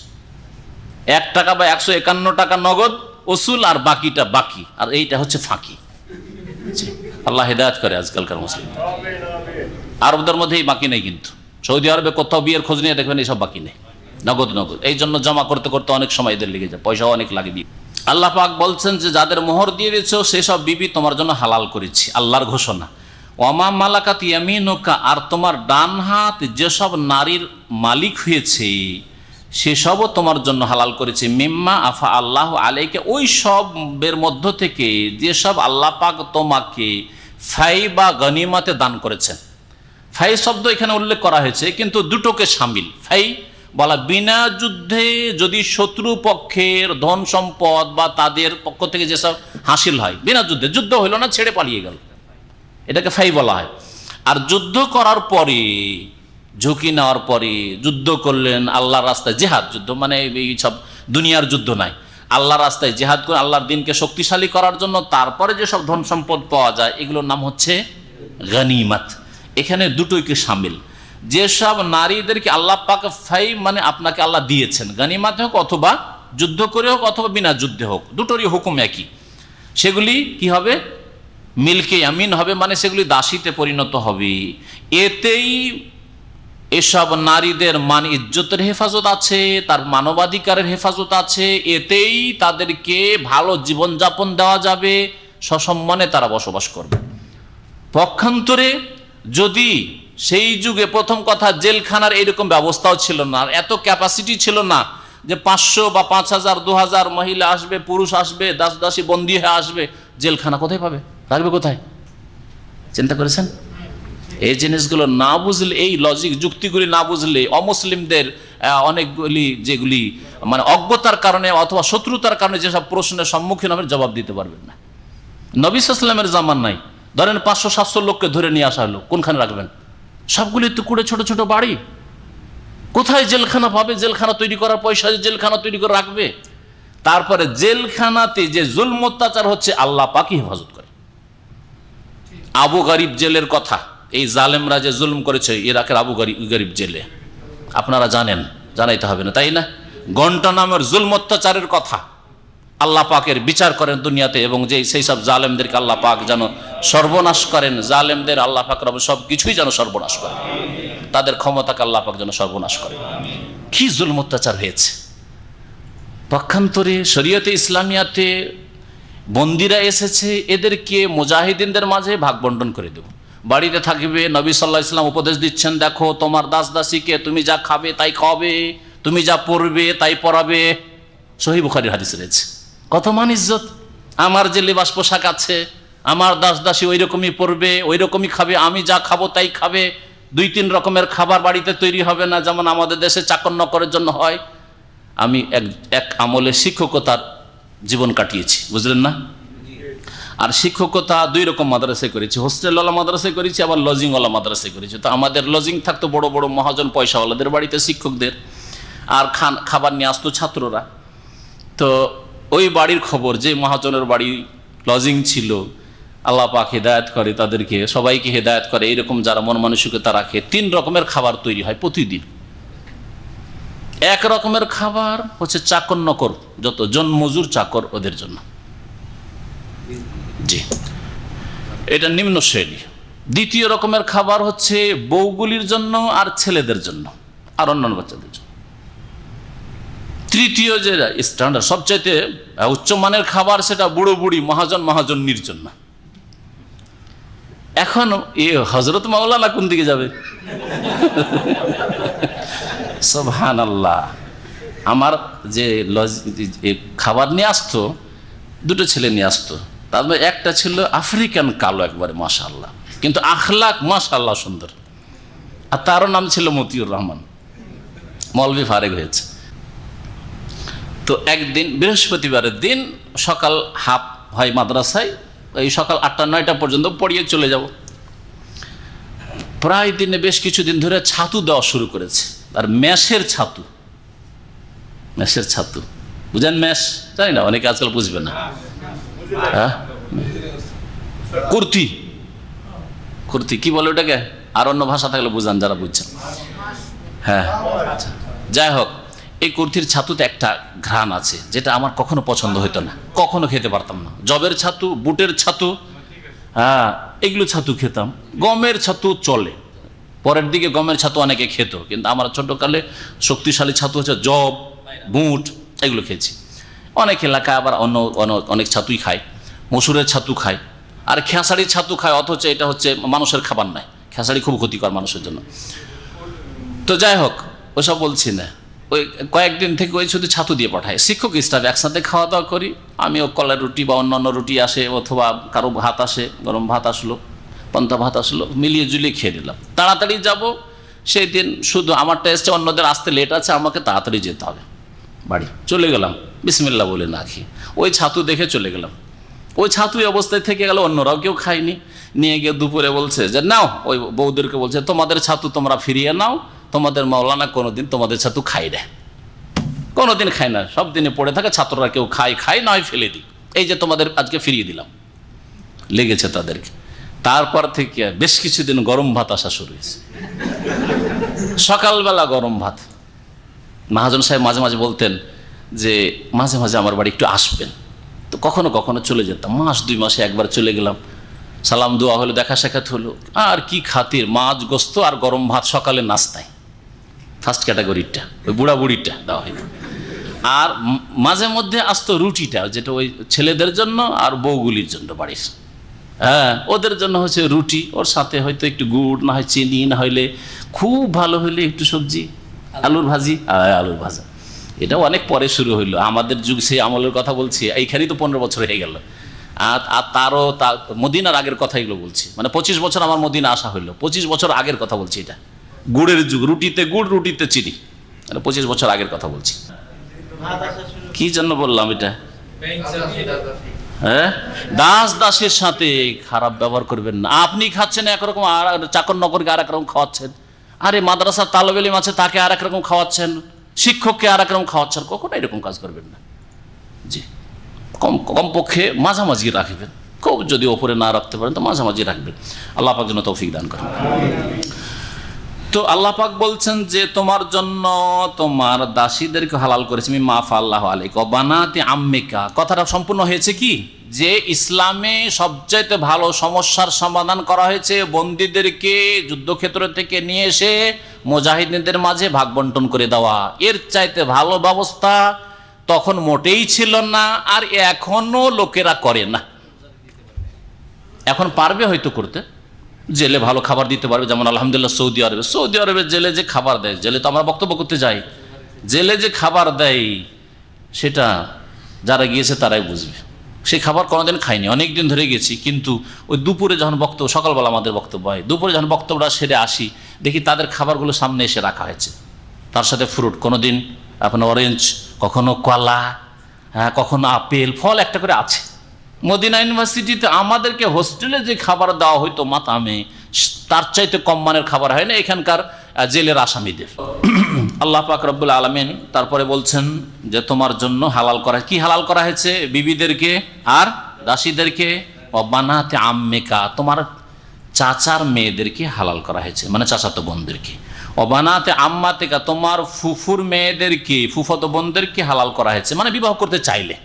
এই নয় যে বিনা বিবাহ হতে হালাল, এটা নয়। বিবাহ করতে চাও তুমি, চাচাতো বোন বিয়ে করতে পারো, ফুফাতো বোন বিয়ে করতে পারো, যতটা আছে স্ত্রী ততটাই সীমিত না, আরও করতে পারো, এটা হচ্ছে উদ্দেশ্য। আল্লাহ পাক নবী করিম সাল্লাল্লাহু আলাইহি ওয়াসাল্লামকে একবারে ফ্রি করে দিয়েছেন, কতটাই বিয়ে করবে তুমি, যতটা ইচ্ছা পারো। সুলাইমান আলাইহিস সালামের যেমন ছিল, কতটা ছিল? 100। জি, তো আল্লাহ পাক রব্বুল আলামিন অনুমতি দিয়েছিলেন প্রথমে এই আয়াতে। অবানাতে খালেকা, তোমার মামার মেয়েদেরকে বিয়ে করতে পারো, মামাতো বোনদেরকে। অবানাতে খালাতিকা, তোমার খালার মেয়েদেরকে বিয়ে করতে পারো। আল্লাতি হাজারনা মাক, যারা তোমার সাথে হিজরত করেছে। এটা শর্ত নয়, তবে যেহেতু বাস্তবটাকে তুলে ধরা হয়েছে, এই মহিলারা ইসলাম কবুল করার পরে কেউ মক্কায় থাকেনি, সবাই হিজরত করে এসেছিল, এই জন্য বাস্তবটাকে এখানে তুলে ধরা হয়েছে। আর এটা শর্ত হিসাবে নয়, যদি হিজরত করে তো বিয়ে করবে, আর হিজরত না করে মক্কায় থাকে তো মক্কা থেকে বিয়ে করতে পারবে না, মদিনার বাইরে থেকে বিয়ে করতে পারবেন, এটা অর্থ বুঝায় না। জি, তাহলে তফসিরটা ঠিকভাবে বুঝতে পারবেন। তারপরে আল্লাহ পাক বলছেন ওয়ামরাআতাম মুমিনাত, এমনকি এমন মুমিন নারীকেও তুমি বিয়ে করতে পারো, তোমার জন্য হালাল করেছি। ইন ওয়াহাবাত নাফসাহা লিন-নবী, যদি নবীর জন্য সে নিজেকে উৎসর্গ করে দেয়, দান করে দেয় নবীকে। ওয়াহাবা, হেবা করা মানে দান করে দেওয়া। এখান থেকে হেবা, হেবা হেবা রেজিস্ট্রি আমাদের হয় না, মরি ভাই হয় না। কেউ যদি ধরেন আপনজন কাউকে দিচ্ছে, আর যাতে রেজিস্ট্রির খরচ কম হয় ওই জন্য হেবা নামা করে না, এরকম করে তো মনে হয়। হেবা মানে দান আসলে। তো ওয়াহাবা, এহাবা থেকে হেবা। ওয়াহাবাত নাফসাহা লিন-নবী, নবী করিম সাল্লাল্লাহু আলাইহি ওয়াসাল্লাম মেয়ের জন্য আল্লাহ পাক জায়েজ করেছিলেন, এটা নবীর সাথে খাস, যে কোনো মহিলা যদি নবী সাল্লাল্লাহু আলাইহি ওয়াসাল্লামকে বিবাহ করতে ইচ্ছুক হয় তাহলে সরাসরি এসে বলতে পারবে যে ইয়া রাসূলুল্লাহ আমাকে বিয়ে করে নিন, তাজাওয়াজনি ইয়া রাসূলুল্লাহ আমাকে বিয়ে করেন, বা ওয়াহাবতু নাফসি লাকা ইয়া রাসূলুল্লাহ, এরকম বলতেন যে হে আল্লাহ রসুল আপনাকে আমার প্রাণ হেবা করে দিলাম, দান করে দিলাম। নবী সাল্লাল্লাহু আলাইহি ওয়াসাল্লাম কবুল করলে স্ত্রী হবে, না করলে স্ত্রী হবে না। এইরকম ঘটনা নবী সাল্লাল্লাহু আলাইহি ওয়াসাল্লামের জামানায় ঘটেছে। এক মহিলা এইরকমই, সহিহ বুখারীর হাদিস রয়েছে আর অন্যান্য কিতাবে রয়েছে, এক মহিলা এসে এরকম বললেন, নবী সাল্লাল্লাহু আলাইহি ওয়াসাল্লাম দেখলেন, দেখার পরে মনটা চাইল না বিবাহ করার, যথেষ্ট। এই পিরিয়ডে যখন আল্লাহ পাক রব্বুল আলামিন জায়েজ করেছেন, বিয়ে করতে চাইলেন না যখন, তবে না করছেন না, চুপ থেকে গেলেন। একজন গরিব মানুষ, তার কিছুই ছিল না, বিয়ে করতে পারেনি বেচারা, সাহাবী। বলছেন জাওয়াজনি ইয়া রাসূলুল্লাহ ইন লাম তাকুন লাকা হাজা, ইয়া রাসূলুল্লাহ যদি আপনার প্রয়োজন না থাকে, আপনি বিয়ে না করেন, তো আমার সাথে বিয়েটা করিয়ে দেন। তখন নবী করিম সাল্লাল্লাহু আলাইহি ওয়াসাল্লাম কি বলেছিলেন? হ্যাঁ, কি আছে তোমার কাছে? বলছে মা ইনদি ইল্লা ইজারি, একমাত্র একটা লুঙ্গি, খালি গায়ে কিছুই নাই, শুধু একটা লুঙ্গি আছে। তখন নবী করিম সাল্লাল্লাহু আলাইহি ওয়াসাল্লাম লুঙ্গিটা যদি দিয়ে দাও তো তুমি কোথায় থাকবে? তোমাকে ঘরে গিয়ে বসতে হবে লুকিয়ে। তো ইলতামেস শাইয়ান, যাও কিছু খোঁজ করে, তলাশ করে বাড়িতে দেখো কিছু পাও কিনা।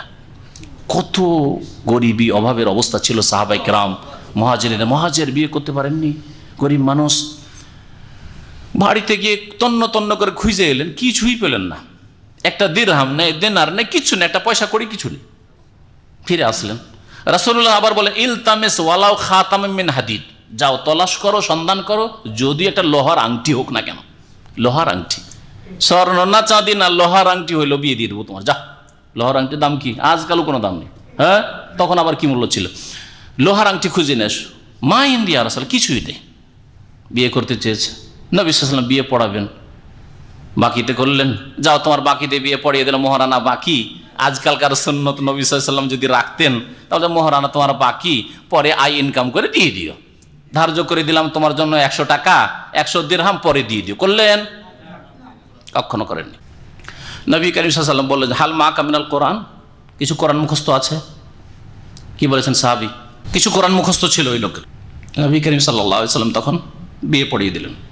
ফাকাদ জাওয়াজতুকা বিমা মা কামিনাল কোরআন। তো আল্লাহ পাক বলছেন যে এমন মোমেন নারীকে তুমি বিবাহ করতে পারো বা তোমার জন্য হালাল করেছি, ইন ওয়াহাবাত নাফসাহালিন নবী, সে যদি নিজেকে দান করে দেয় নবীর জন্য, ইন আরাদান নবী আইয়াস্তান কেহা, যদি নবী সাল্লাল্লাহু আলাইহি সাল্লাম তাকে বিবাহ করতে চান, তাহলে আল্লাহ নবীর ইখতিয়ার দিচ্ছেন। এমন নয় যে তোমাকে তোমার জন্য পেশ করেছে নিজেকে, সেজন্য বিবাহ করা লাজেম হয়ে গেছে, না, তোমাকে বাধ্য করব না, তুমি নবী যদি বিবাহ করতে চাই। আল্লাহ পাক বলছেন খালেসাতান লাকা মিন দুনিল মুমিনিন, হে নবী তোমার জন্য এটা বিশেষভাবে, খালেসাতান তোমার জন্য এটা খাস, খালেসাতান লাকা মানে খাসুন লাকা, তোমার জন্য বিশেষভাবে এটা নির্দেশ, মিন দুনিল মুমিনিন অন্য মুমিনদের জন্য নয়, অন্য মুমিন ছাড়া। কোনো মুমিনের জন্য, মুসলিমের জন্য জায়েজ নয় যে কোনো মহিলা তার সামনে বেহায়া এসে বলবে যে আপনাকে আমি বিয়ে করতে চাই, আমি আপনাকে দান করে দিলাম, সে আলেম হোক আর হুজুর হোক আর যে কেউ হোক না কেন, হ্যাঁ, এটা চলবে না। হ্যাঁ, মাধ্যম দিয়ে কথা বলাবে যাতে ফিতনার আশঙ্কা না থাকে। এতে ফিতনার আশঙ্কা আছে, কিন্তু নবী করিম সাল্লাল্লাহু আলাইহি সাল্লামের ক্ষেত্রে ফিতনার আশঙ্কা নেই। আল্লাহ পাক সার্টিফিকেট দিচ্ছেন, আল্লাহ পাক যায় কাদ আলেমনা মা ফারাদনা আলাইহিম ফি আজওয়াজিহিম, আমি আল্লাহ জেনে নিয়েছি বা জানি যা তাদের জন্য নির্ধারণ করেছি, ফি আজওয়াজিহিম তাদের বিবিদের ক্ষেত্রে, তাদের স্ত্রীদের ক্ষেত্রে যা নির্ধারণ করেছি, মানে মোহরের বিধান যে আমি করেছি, বা বিবাহ বন্ধন কেমনভাবে হইতে হবে যে নীতিমালা আমি কায়েম করেছি। ওমা মালাকাত আইমানুহুম, আর তাদের ডান হাত যেসব নারীদের মালিক হয়েছে, মানে তাদের দাসীদের ক্ষেত্রেও যে বিধান আমি নির্ধারিত করেছি,